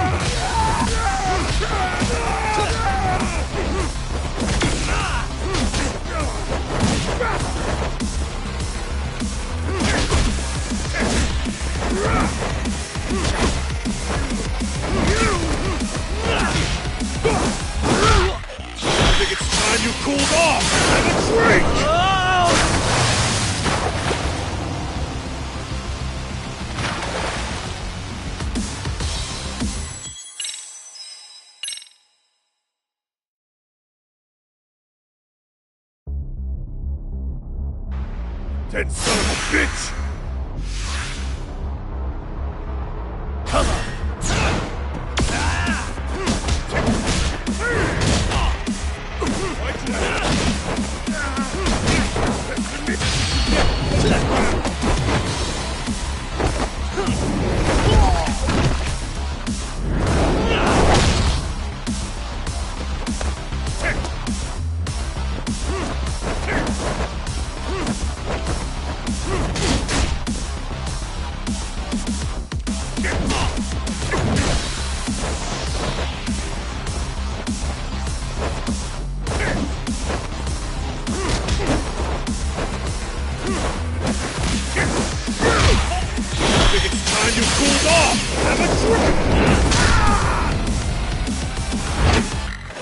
Oh god, no.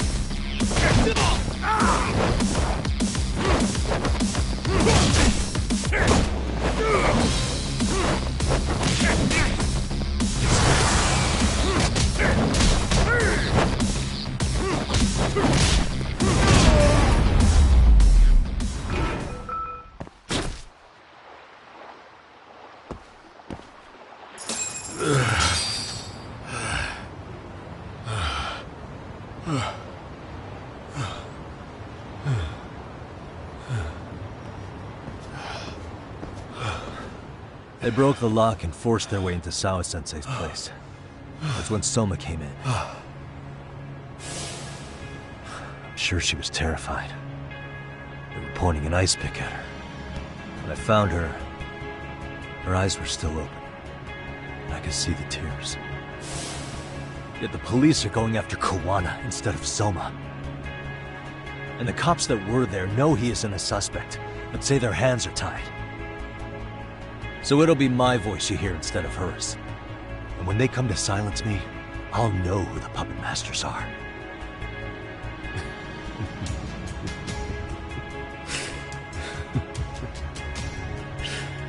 I hear you. And you're probably right.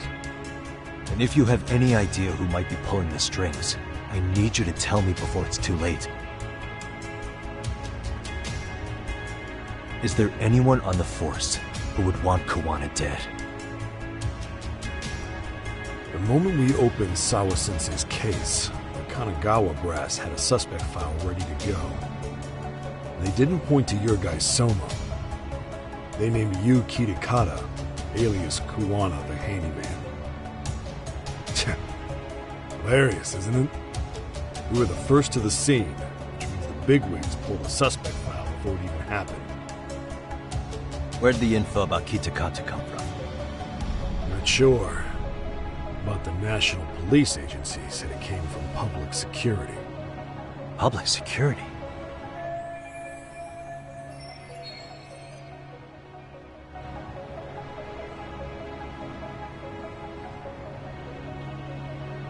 Why is public security involved in Sawa-sensei's case? Seems they were interested in RK's criminal network in Kamurocho. You know how after the Tojo clan disbanded, the criminals started going underground? Well, public security would rather let RK roam free than bust them. Monitoring them quietly gives them intel on criminal movements. And even if you catch these guys, new ones will just take their place. Wait, so they want RK on the streets? Is that why they're brushing Sawa-sensei's case under the rug?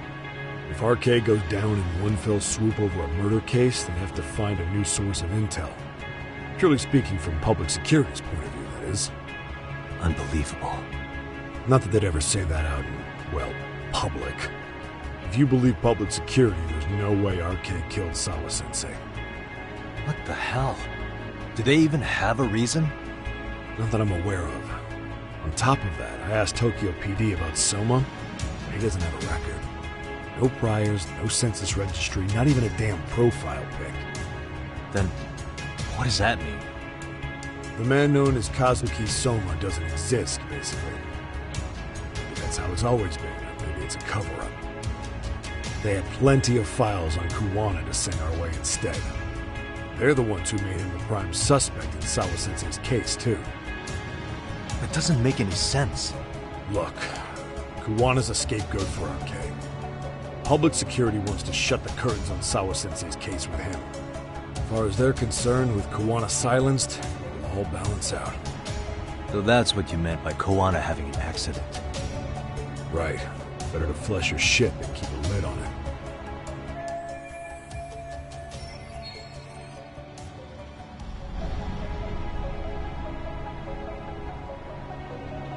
So who's running the show in public security? Do they have a name? I wasn't told, unfortunately. Afraid I'm further down the food chain than you thought.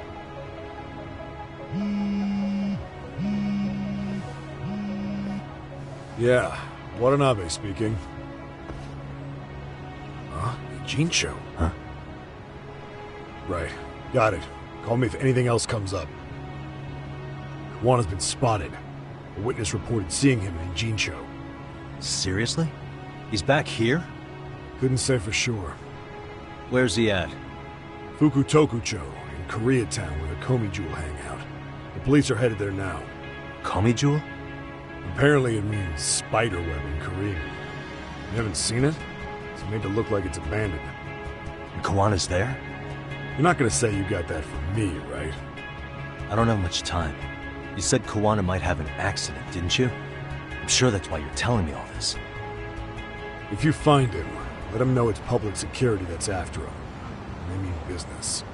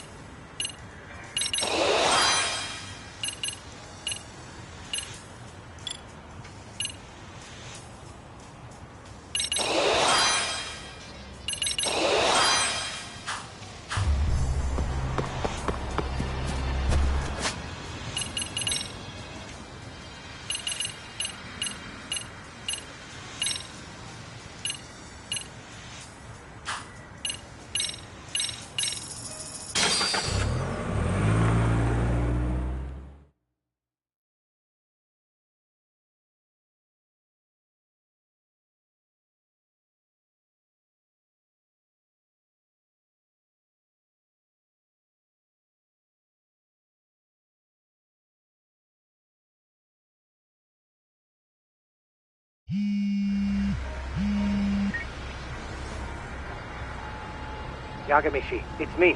I have an update for you. It seems Kawana has been spotted in Ijincho. Yeah, in Komicho, right? I'm headed there now. Ah, fastidious as ever. But the police have already started blocking off Komichu. Already? They're probably going to surround the area and gradually close in on Kawana-san. What's your plan, Yagamishi? Public security is probably behind that. And according to Nabe-san, once they capture Kawana, they'll end up in an accident.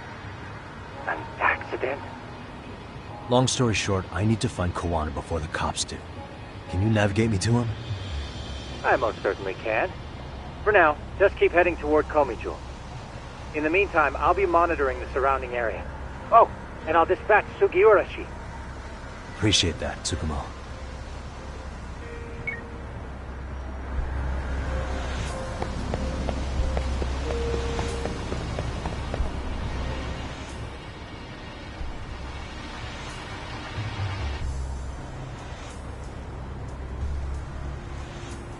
This is Tsukumo. Yagamishi, please come in. Hey, I think I'm in front of Komicho. Indeed you are. I can see you from the drone. Then you'll notice the cops block the road. Any way I can get in there? Not to worry. I've already looked into an infiltration route.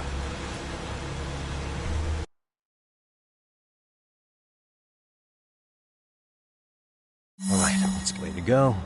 So, what should I do? Can you see the white car that's parked in front of the barricade? Yeah, I can. There's a really small gap on the side of the car. You should be able to fit through it. It'll be a tight squeeze, I'm sure, but I have no doubt in your agility, Yagamishi. Yeah, but what happens if I get spotted? You can leave that part to me. いたぞ! こっちだ!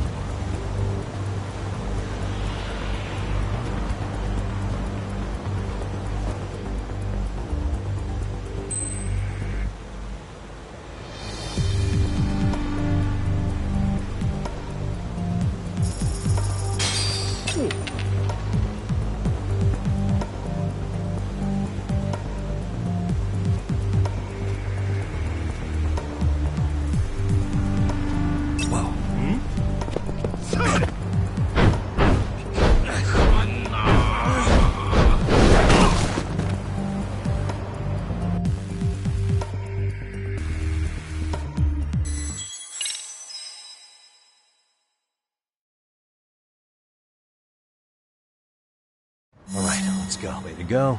Can you see the... Yeah, yeah.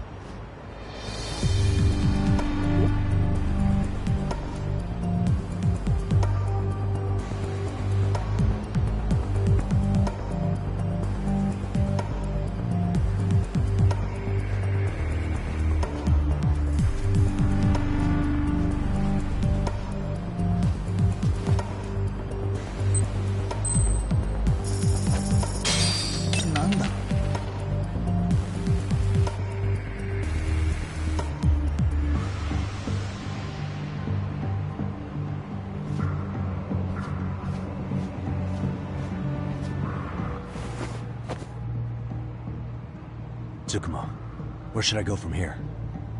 Komi Jewel proper seems to be located behind those construction fences. There's one door in the fence, so that's your best bet.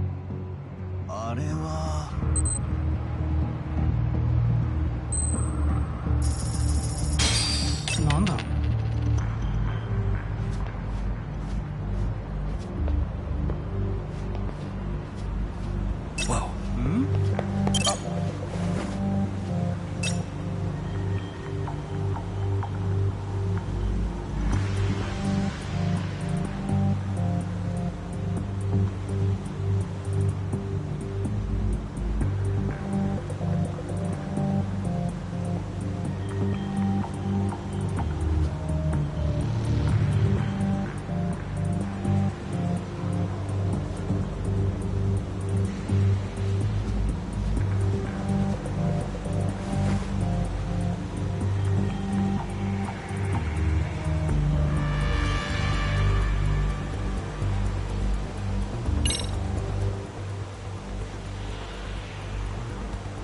Tsukumo, can I get a hand? Just leave it to me. いたぞこっちだ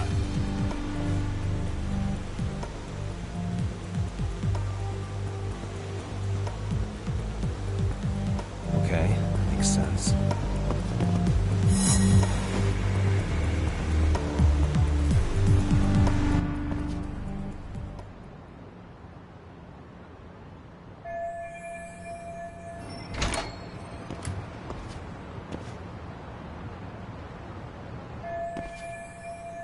Tsukumo, keep navigating for me, and let me know as soon as you find Kawana. Huh? It's weird. Hello?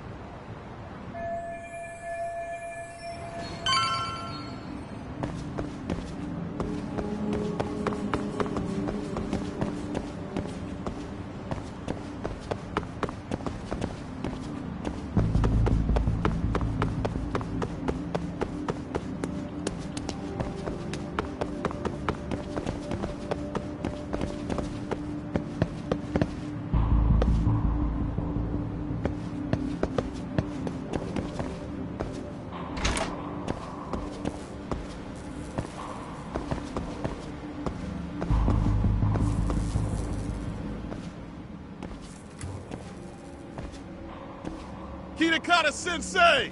Show yourself! Come on, get your ass out here!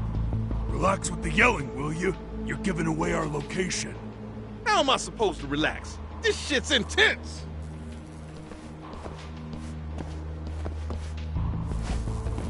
Shh, shh, shh. Sugiura? Didn't Tsukumo-kun tell you I was on my way? Yeah, suppose he did. Yagami-san, all these guys are RK. Does that mean RK beat the police to Kawana? No, not exactly. I just saw some cops let RK guys through. But maybe I'm wrong. I mean, that'd be crazy, wouldn't it? No, that was no mistake. Some cops are working with RK. But why? Someone in authority on the force is trying to get rid of Kawana. So they want him to have an accident. What? That's off the scale insane. Insane or not, I need to get to Kawana before RK or the cops do. You know where he is? I don't. Come to think of it, why would Kawana-san come to Komi-Jewel? Does he know someone here? Good question. Let's just focus on reaching the top of this place for now. Aren't there people from Komi-Jewel here? It can't be all RK. Maybe we can ask them where Kawana is. Worth a shot. As long as we don't give ourselves away.